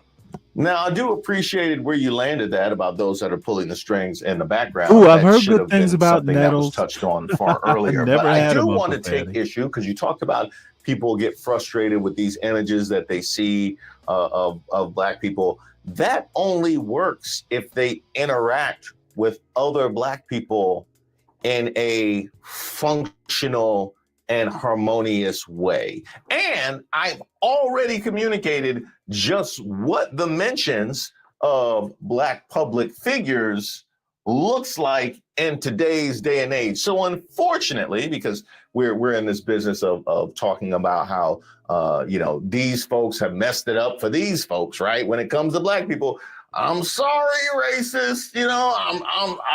I hate to do this to you, racist, but they went so overboard and their blatant racism, just being scattershot Uzi'd at just about anything that flunks the brown paper bag test, that you have now lost the ability to make it about anything else. Take it up with Nick Fuentes. It is the yin to the yang of Black Lives Matter. It's white people loudly, boldly expressing their fatigue with black people. And when white people yell loudly, I will listen and do a whole show about white people. This motherfucker. When white people shout, I go, yes, sir. This is and was inevitable. And that's why I spent so much time during the whole Black Lives Matter psyop about a decade saying, like, this is crazy. Black Lives Matters is going to create a boomerang effect. It's going to harden hearts. You're not going to host a decade-long discussion on social media and in mainstream media about how awful white people are and what victims we are. And oh my God, once Look every at this motherfucker 3 or 4 rolling months, his neck. there's a controversial... I gotta. This motherfucker is rolling his neck. Look at the subtlety. This is crazy. Black Lives Matters is Watch going him roll to his create neck. a boomerang effect. It's going to harden hearts. You're not going to host a decade-long discussion on social media and in mainstream media about how awful white people are and what victims we are. And oh my God, once every 3 or 4 months, there's a controversial police-involved shooting with a resisting career criminal. Black people behaving dysfunctionally, violently, inappropriately, not just in Spirit Airlines, Frontier Airlines, not just on Carnival cruises, but damn it, if you let them on Royal Caribbean, the same thing will happen there. You let them inside a Wendy's, the same thing will happen there. And by the way, you are a token. Hey, Jason, you're a token. You are in conservative media as a black guy that can confer upon white people the dignity of not being called a racist for having their views. And like I said, and going back to Whitlock, I don't think he can comment on anything but snacks. Black fatigue is real. Everybody is tired of black people, but it's 2 specific types of black people that everyone is tired of. Oh, of course, that's funny. Your pick-me ass is going to agree with the black fatigue topic. I know you are. Every time you pop up on my feed, you're always being anti-black. It's like, sir, we know you don't love being black. We know that you want to paint your skin white and you want to dye your hair blonde and you want to pop in some blue eye contacts so you could be considered white. We know that. So here's my honest opinion about black fatigue.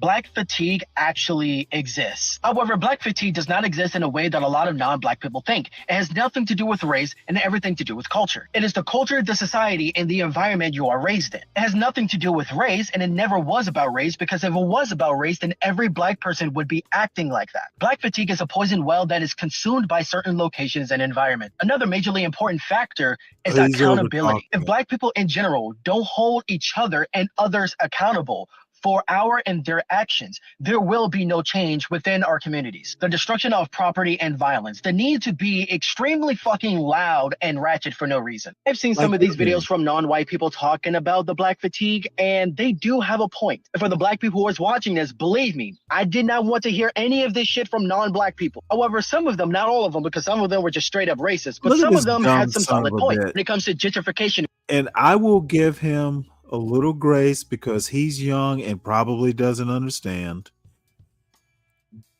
All black people are not the same, and white people should be fatigued.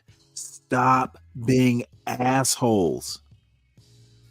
Stop being be brave level.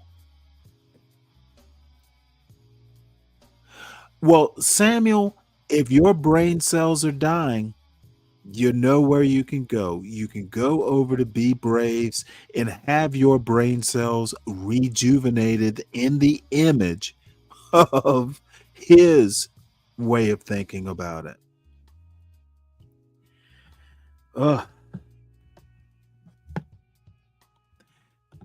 And credit score, stimulus check, lack of funding for black public schools and neighborhood, government, the CIA, United Healthcare. All of this was targeted towards the black community so we can end up how we are today. At this moment in 2025, the CIA and the government, they're running on autopilot because we're doing the work for them. They have done enough. Okay, you know what? This is a dumb motherfucker. I will give him grace. Look, bottom line, black people, this is 2025. There are ways of being. My opinion is the best way of being is being yourself. If you're ratchet, that's fine. You can be ratchet and not self-destructive or just plain old destructive. I think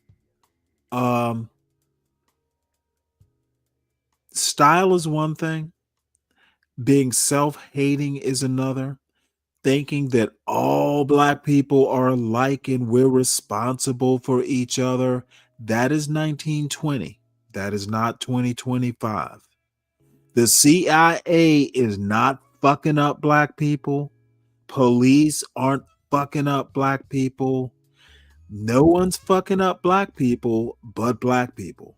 And quite frankly, it is not the ghetto people. It is not the ghetto.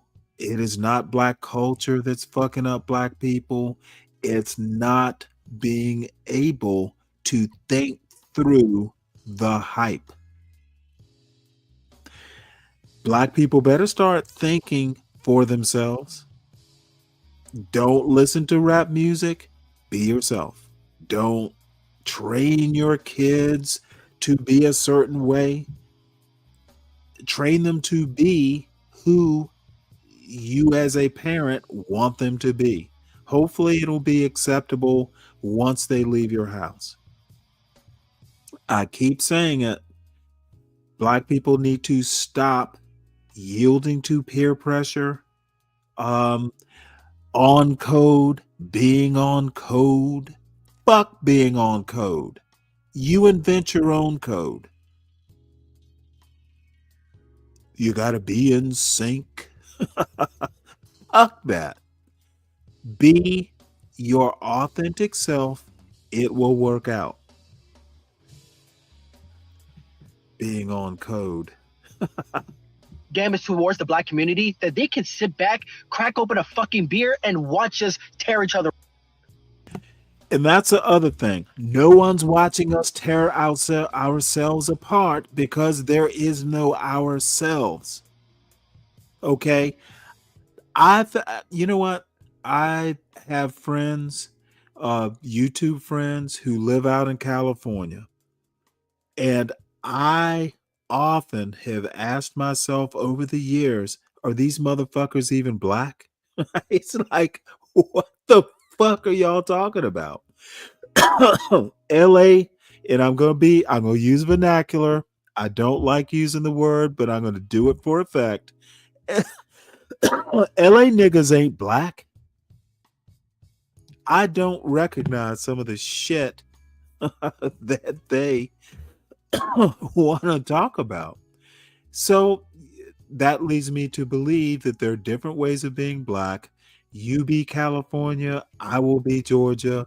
Mo Love, the lovely Mo Love, be Texas. We will all be fine. Don't be something you're not. Don't care what the Be Braves think. Don't care what the John Galts think. Care what you think. And there's nothing wrong with testing out ideas. Nothing wrong with considering what John Galt says. Nothing wrong with what Be Brave thinks. But test the theories. Don't fucking take Be Brave or John Galt or Stanley Cross or anyone as your truth. Your truth is for you to discover. You take a bunch of different ideas, pick the good from the bad, take that Play-Doh, to use a horrible analogy, take those different color Play-Dohs and form them up to make a new colored Play-Doh for yourself. Stop thinking there's a code. Stop thinking I need to be like people.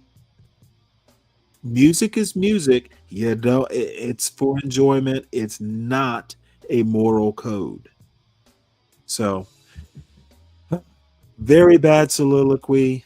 I'm sure I've embarrassed myself, but I had to say it. I've been thinking about this for a bit.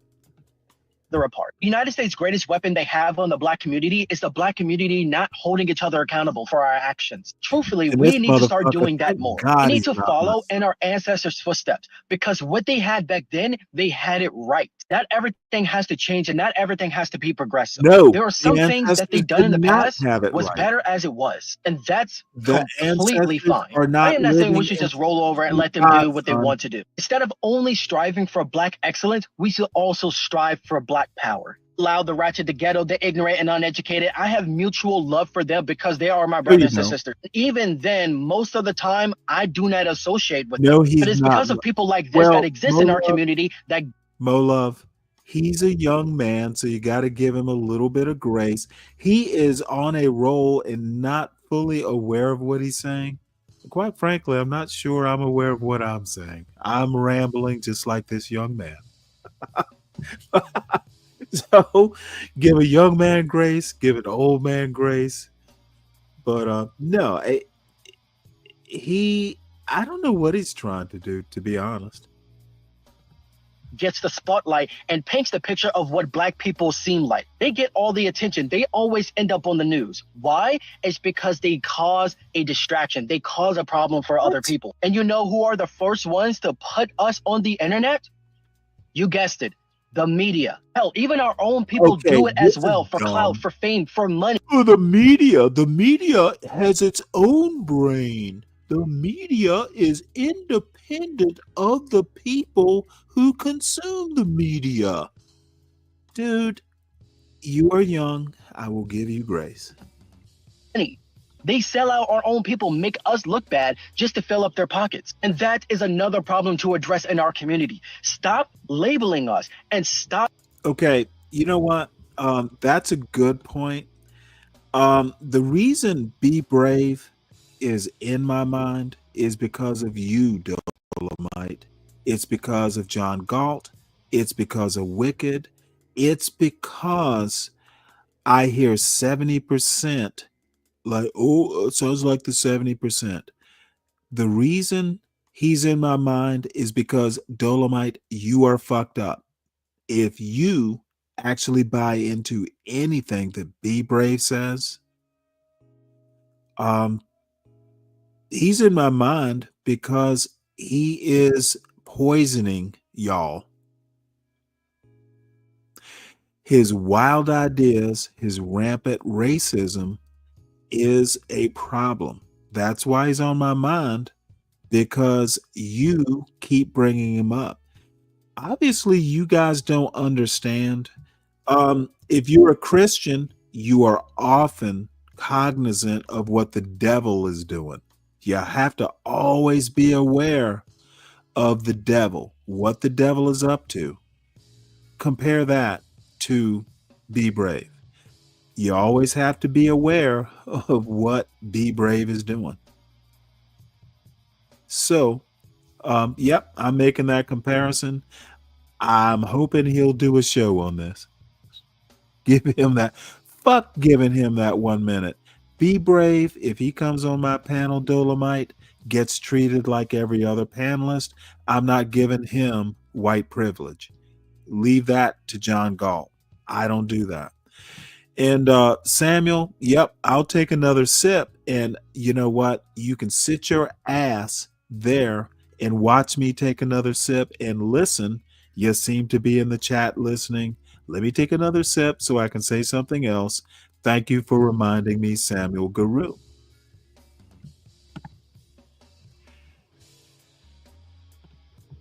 Painting us negatively just to make yourself look better or richer. That is why, ladies and gentlemen, when people like this in our community gets the spotlight, many people automatically assume that we are a monolith and we act like them. It's either you are ghetto, loud, and trashy, or you are whitewashed. They never look in between the lines and understand that Black people are completely far from a monolith and we can be absolutely anything we want. Every non-Black person, and yes, that includes every person of color, they always go out of their way to tell us that they are not a monolith, that they are all different.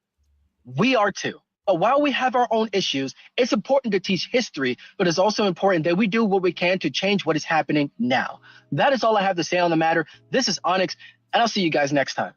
Now, I'm not mad at this. I'll be honest. Yeah, I am not mad at this. A few things I did want to rebut, though, because once again, as I have outlined several times in this video, you acknowledge the litany of factors that Black people have to contend with when it comes from escaping the poverty traps that are so ever present in America.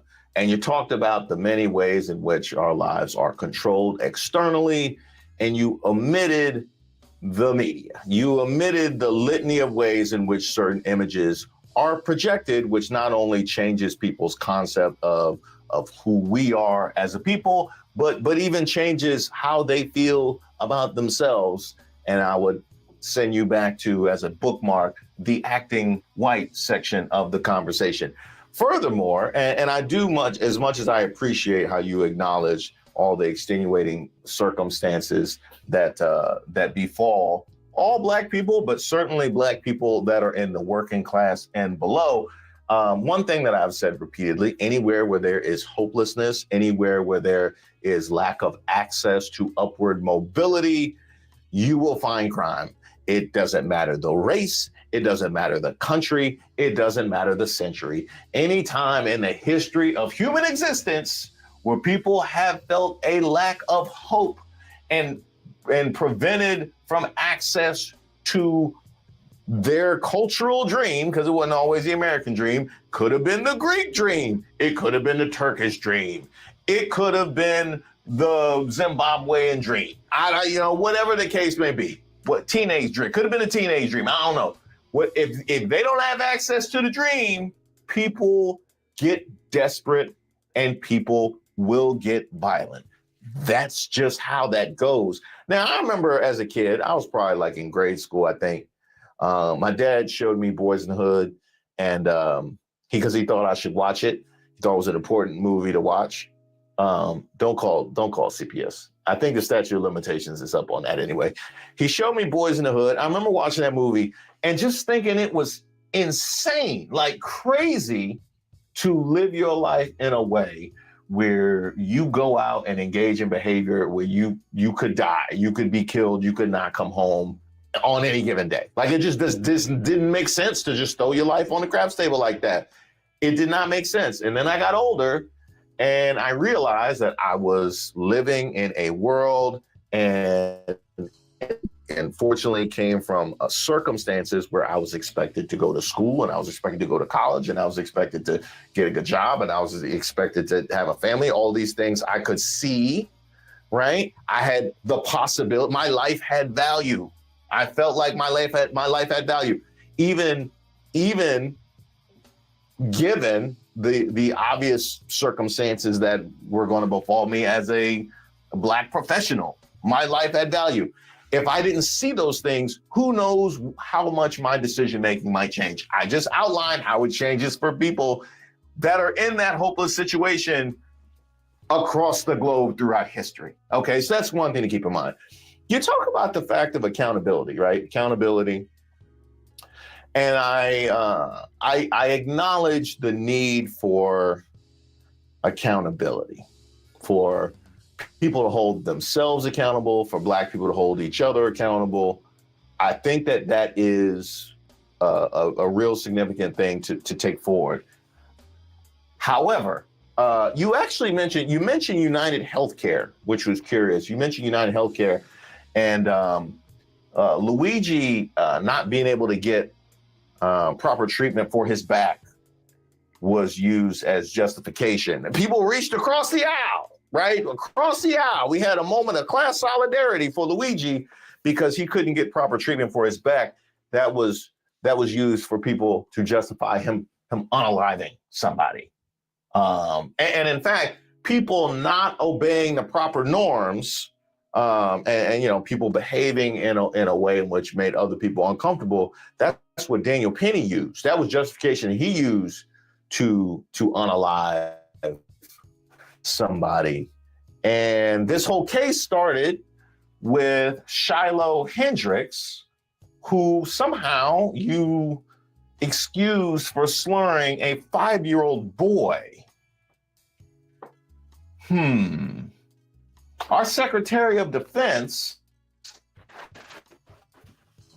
included a journalist in a sensitive group chat and attacked the journalist. Your whole far-right movement is led by Donald Trump, who has 34 felonies, 3 wives, and is about to go double-digit for bankruptcies, but to let him tell it, has never made a single mistake in his professional life. And y'all want to talk about accountability? Is that what we're doing? Is that?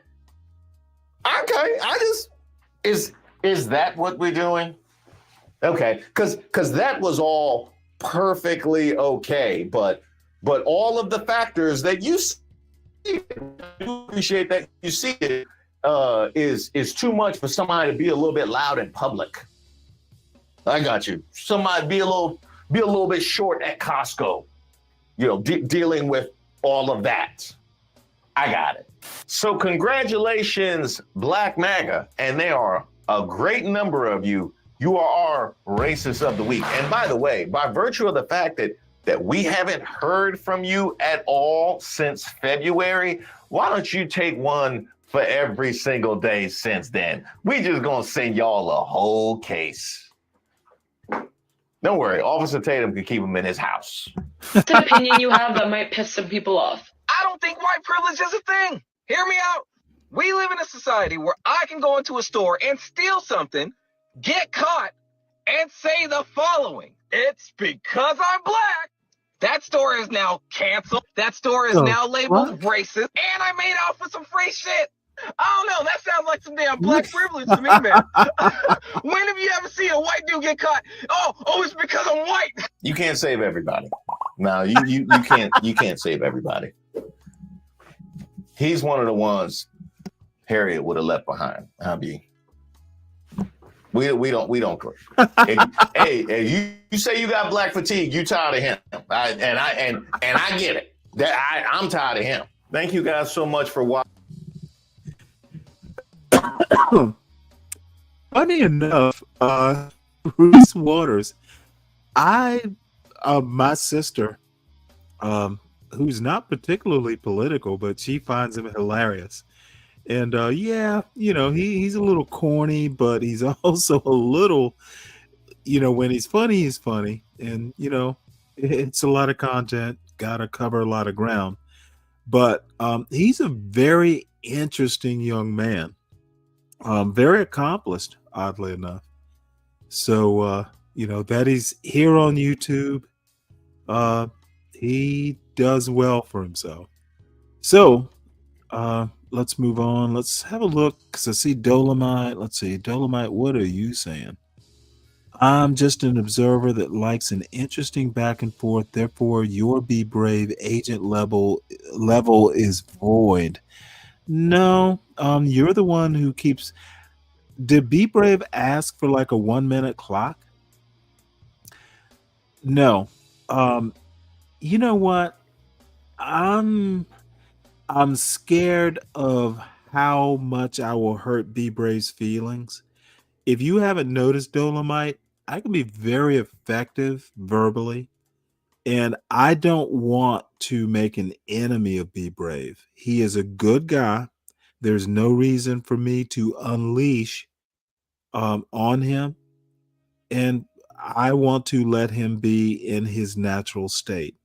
What disturbs me is that grown ass black men like John Galt, who are experienced and degreed, think Be Brave is some sort of successful man.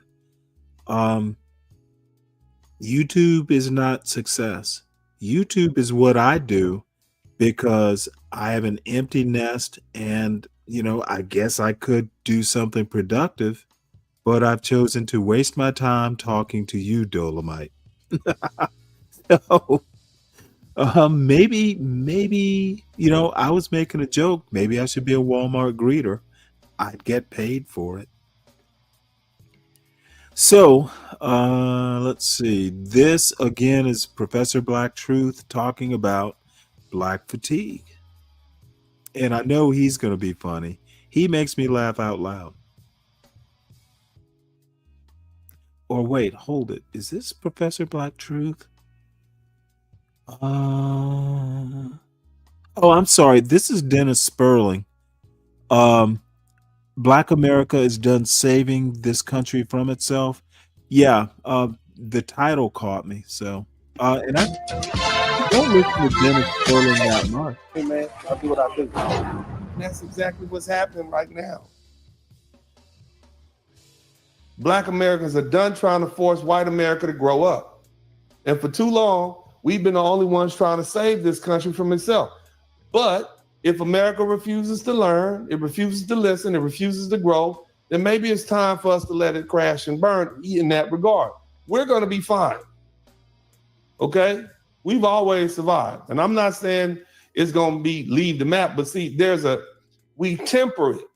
We temper that child's aggression. We temper America's aggression.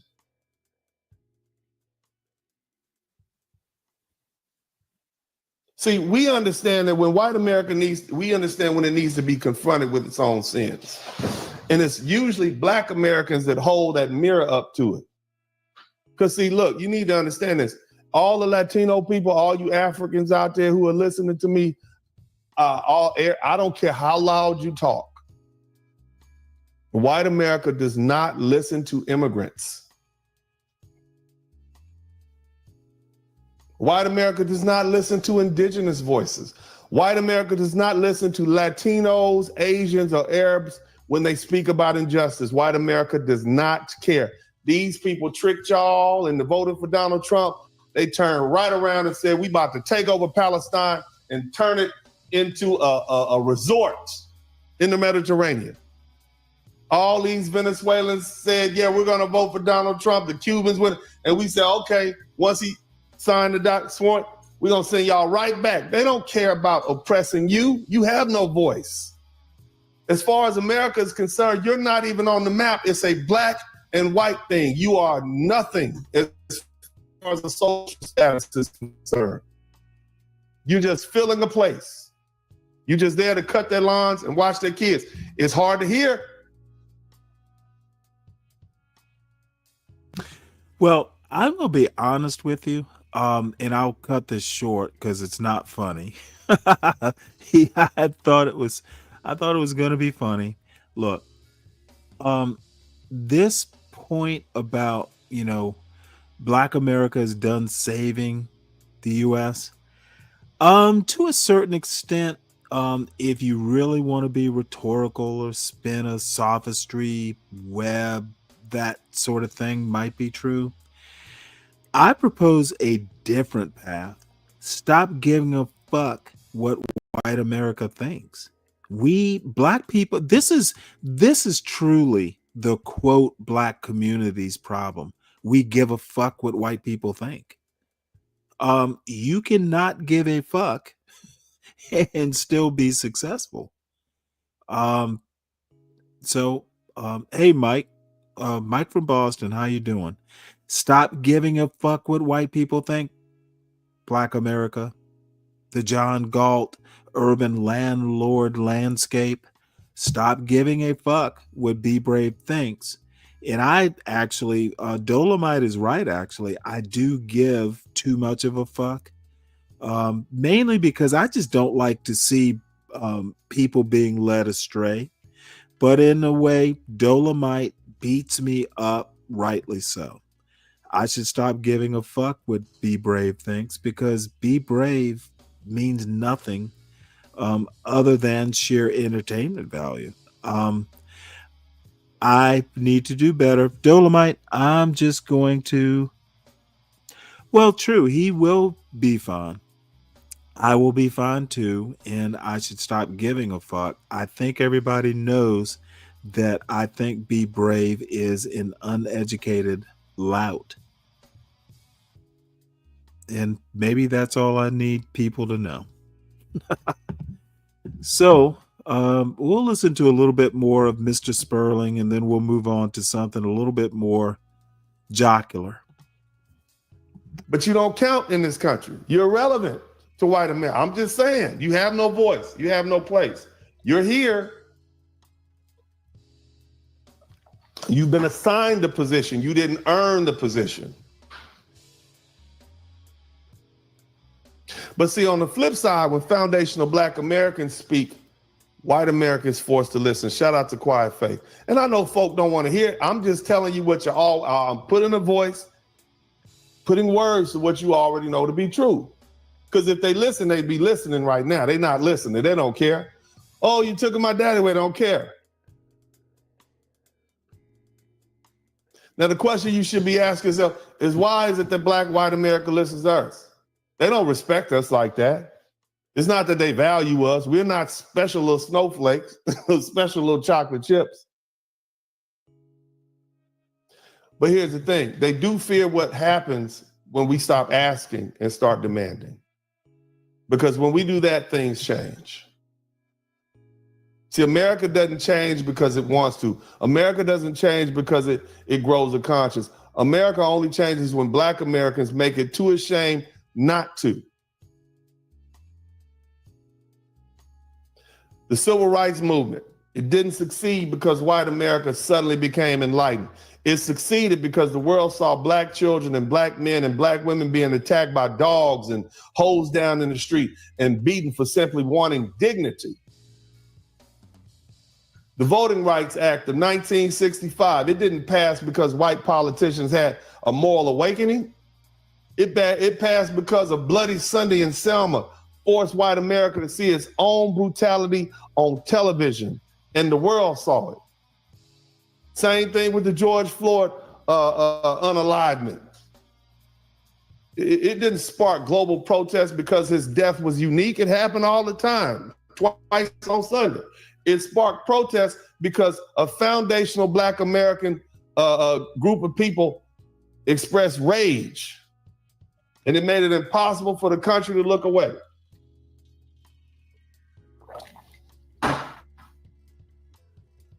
White guilt is the only force strong enough to make America confront itself, their shame. And that's tempered with the fact that we will have violent uprisings.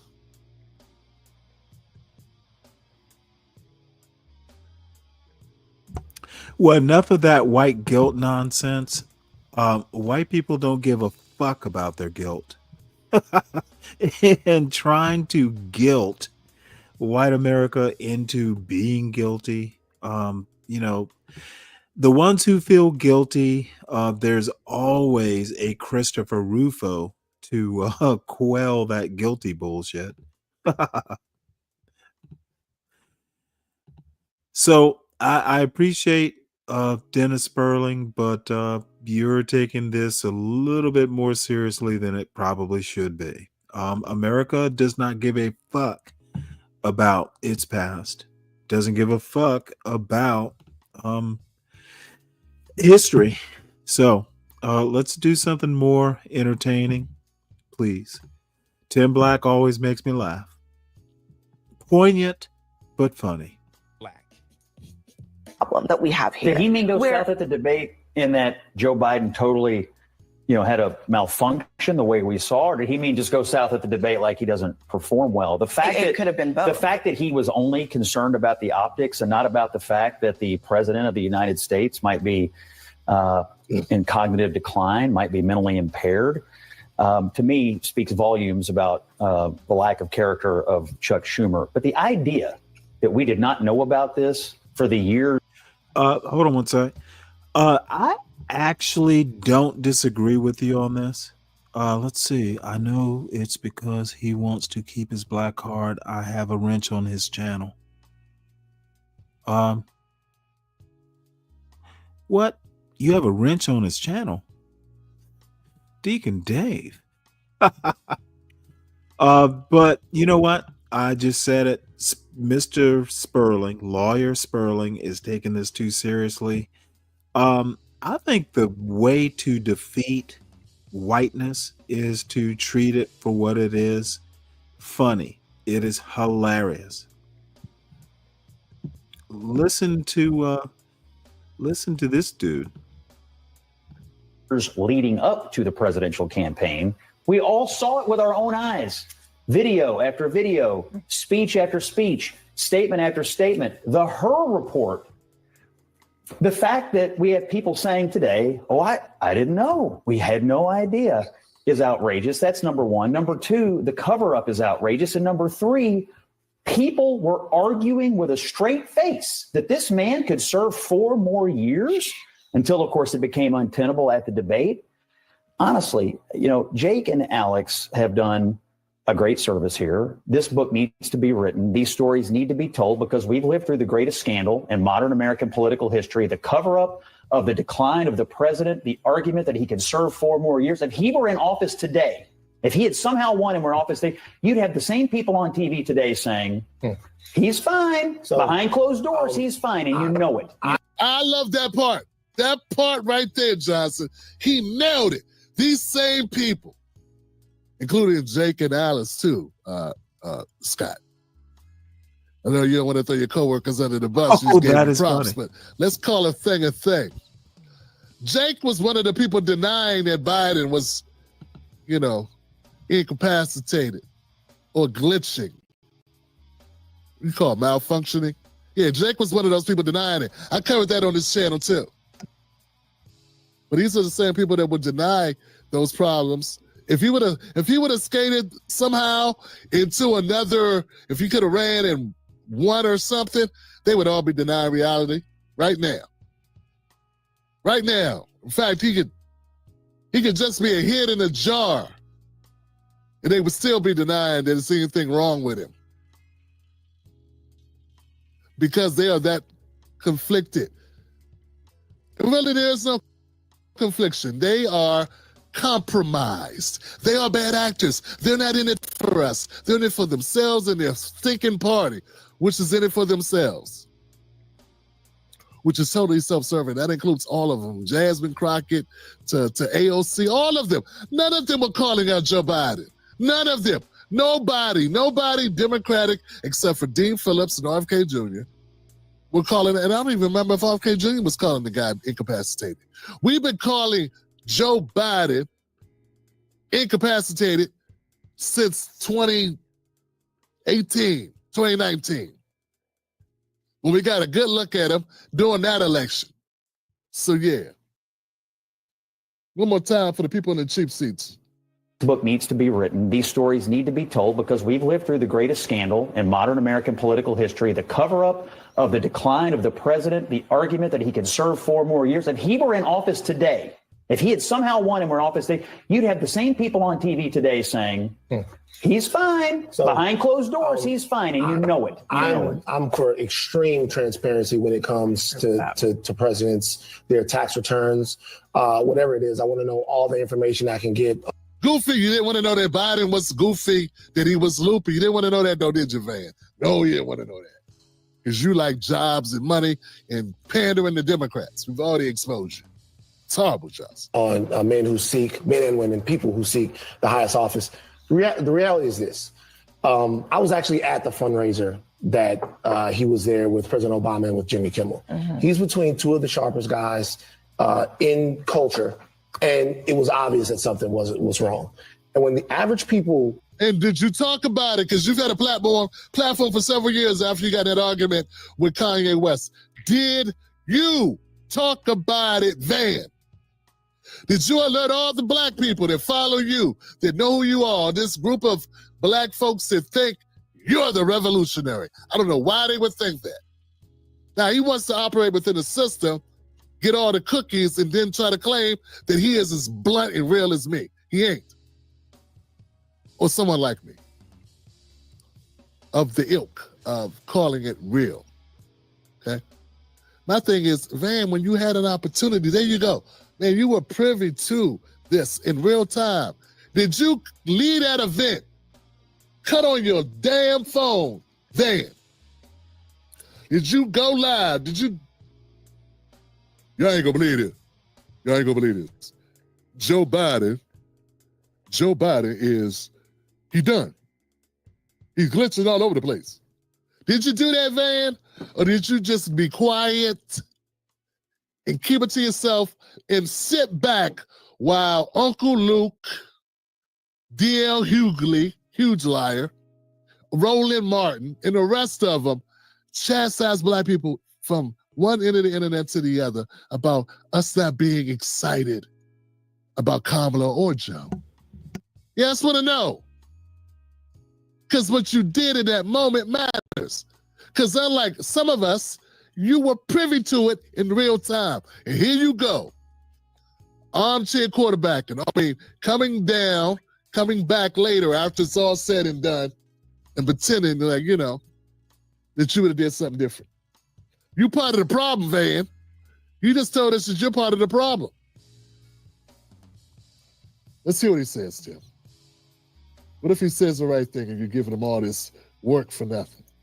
Made that observation, they were told over and over and over by political establishment that something was wrong with their eyes. Look, you knew it. Cheap fakes. Cheap fakes. The word was cheap fakes. So here's the deal. I think we also have the video of Obama guiding Biden off the stage that And I have to say this, and I have to be a lecherous old man. This woman is gorgeous. So that has been said. Wow, she is awesome. Obama guiding Biden off the stage that What about you, Abby? You saw the video when it Don't came you dare. out. Don't you dare, Mr. Did you Brock. use your CNN platform to alert the public that we have a crisis of leadership? See what I'm saying, guys? These people have the thing I don't have. Why so is I'm he living dressed like a 'cause they black have it. How they Mickey use Spillane? it to cover for the establishment. Now, don't tell me we were told to believe them, not our lying eyes. See, just admit you a flunky, dog. Everyone needs to admit that they're just flunkies who are flunkies. Just admit it. Look, if you just say, look, I'm in it for the cash. See, that's the thing about Charleston White that I respect. I don't respect much about his takes. And occasionally you get something right. But the point is, he tells you, man, Molo, I ain't real. Get your sleep, man. Charleston White says, I'm not real. This is an act. I'm trying to get this paper. But not Abby. Abby and Van and Joy Reid and Rachel Maddow, Anderson Cooper, all these people need to all disclose the reality that what they're there for. Biden campaign, vociferously denied was some kind of sign of his decline, but you see it there, Van. Yeah, in the audience there, right? And everybody's watching it and everybody's kind of seeing it. Look, for the infrastructure of the party, your girl goes through your text messages. It's better when all the information is out. You're in a better situation when everything is on the table. You know how you done messed up. you guys can begin the healing. Just begin the healing and get over it. Obviously, there was some deception, but would you have to move past it now? But nobody was fooled once they put eyes on It wasn't just deception about a campaign. The man was the sitting president of the United States. There's more at stake here than just politics. There's in-the-moment decision-making. Was the country at risk? Who was making decisions on behalf? Right. Okay. Let me look at this through in a historical lens. And Scott is right. However, we have had Woodrow Wilson. We have had Ronald Reagan. We have had Joe Biden. And there's probably more than that, but those are the three I can think of off the top of my head that wants to make a big deal. Like this is the first time in history it's ever happened. It is egregious. The reason Biden lost, well, Kamala Harris lost, is partly because it's a bigger problem than Biden. And Biden is specifically a problem. I 100% agree with Scott. However, I understand the need because I do often do it. I want to drive the point home again and again and again for maximum pain. However, sir, we are in the midst of Trump not totally being in control of things. He's a vibrant old 79, but he is getting bad advice, not so much because he's old, but because he doesn't know shit. And he is literally letting his staff drive his ratings into the ground. So that's the best I can do as a partisan anti-Trumper. Dog, if you people in media, folks, listen, this says now you can't say, look at these horrible politicians. They're politicians. Forget that. I'm talking to the media people whose only purpose is supposedly to give us the information. They failed us. You don't have a problem with that, America? Look, man, I got nothing but love for some of you. A lot of you, people that watch the Tim Black Show. Some of you guys, I've known you guys over a decade, some of you. The people you should be going after are the Abby Phillips, are the Van Lathens, are the Rachel Maddows, are the Anderson Coopers, are the CNNs and MSNBCs. Black hats? Who You mean would Tim lie Black? to defend You don't know who Tim an Black is, incompetent SKC? president. What they're all admitting is they knew there was a problem and they knew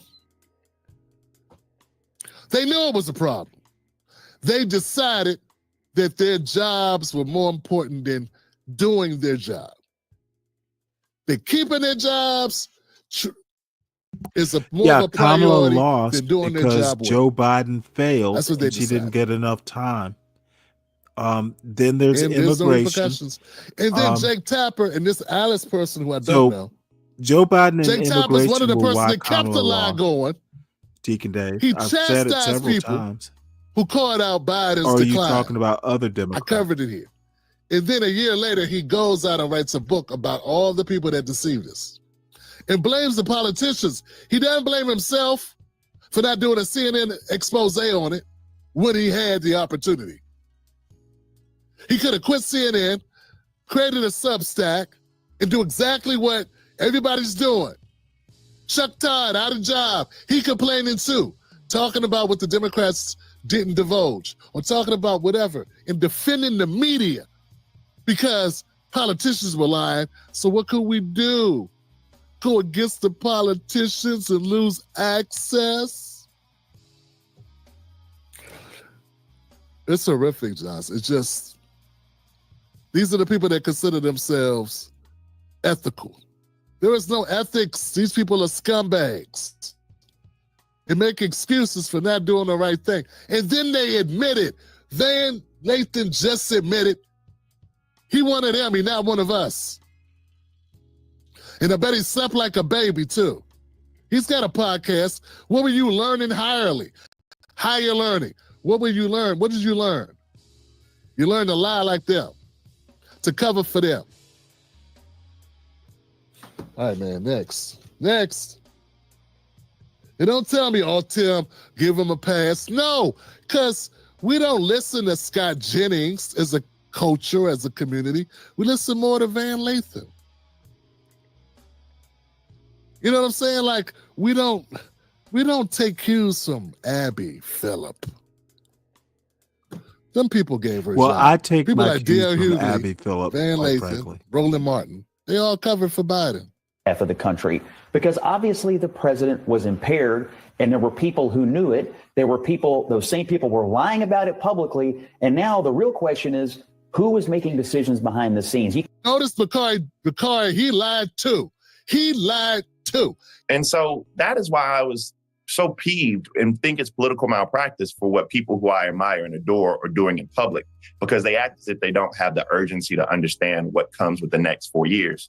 Also, they should know that Joe Biden doesn't respond to public pressure. I mean, you can just go back to 2020 when the far left and everything wanted Joe Biden to be, a firebrand liberal, and he just ain't that. I mean, when people talking about Joe Biden's incompetence, I forgot he was even sitting there. He's so quiet. He's sitting there like he mute. I thought Helen Keller was a white woman. I didn't know it was a boy here, was a black man in his 40s from South Carolina. But quiet as hell. Because he was one of the people doing it. It's horrible, man. Horrible. Can't just move past it. Why did it happened, and you can't move past it. Why didn't any of the people around Joe Biden say, Mr. President, don't do this? I mean, I forget about what they say publicly. Sure. What about privately? Maybe they did. Who cares? You go public to blow the whistle. Everybody want to be a whistleblower. Everybody got something to say about Trump, but what were you saying about your own party? See, man, it ain't about what you do to the other side. It's about what you do on your side. We expect you to run Trump's name in the dirt. They've been dumping on Trump for 10 years straight, nonstop. That's not courageous. It's not notable. It's what you do. It's what they've been doing. What about when it was time to offer up Biden? His ambitious, hungry, control freak of a wife. Why didn't go after her? Come on, man. You know why. It doesn't seem that anybody has said that. Actually, no. I mean, before it became a public spectacle, in the year before he was on that debate stage. It's absolutely malpractice. When he said, he promised us the first that he would do one term, he'd be a bridge. And by the way, Bakari and I are two of the people who, for a very long time in those years, kept saying, let's get the VP ready. Next on deck. Yeah, I don't remember Bakari doing that. If he did, he didn't say it loud enough. And I don't remember that. Let's get the VP ready. She sucked too. Man, put in the comment section below, man, what do you think about media? This is the reason why media is so untrustworthy and why people don't trust it. Yeah, that's why, because this right here. And then they want to be upset. They want to blame Trump. Trump made people lose trust in media. Nah, media made people lose trust in media. That's who did it. It's the other way, Goofy.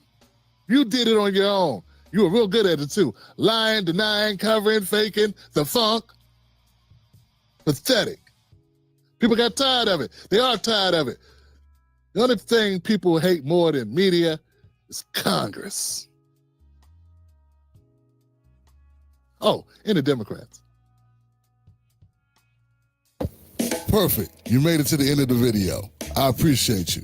Now, Google thinks this next video is going to be perfect for you. It's right up your alley. So click the next video, watch that with me, and let's keep this politics going.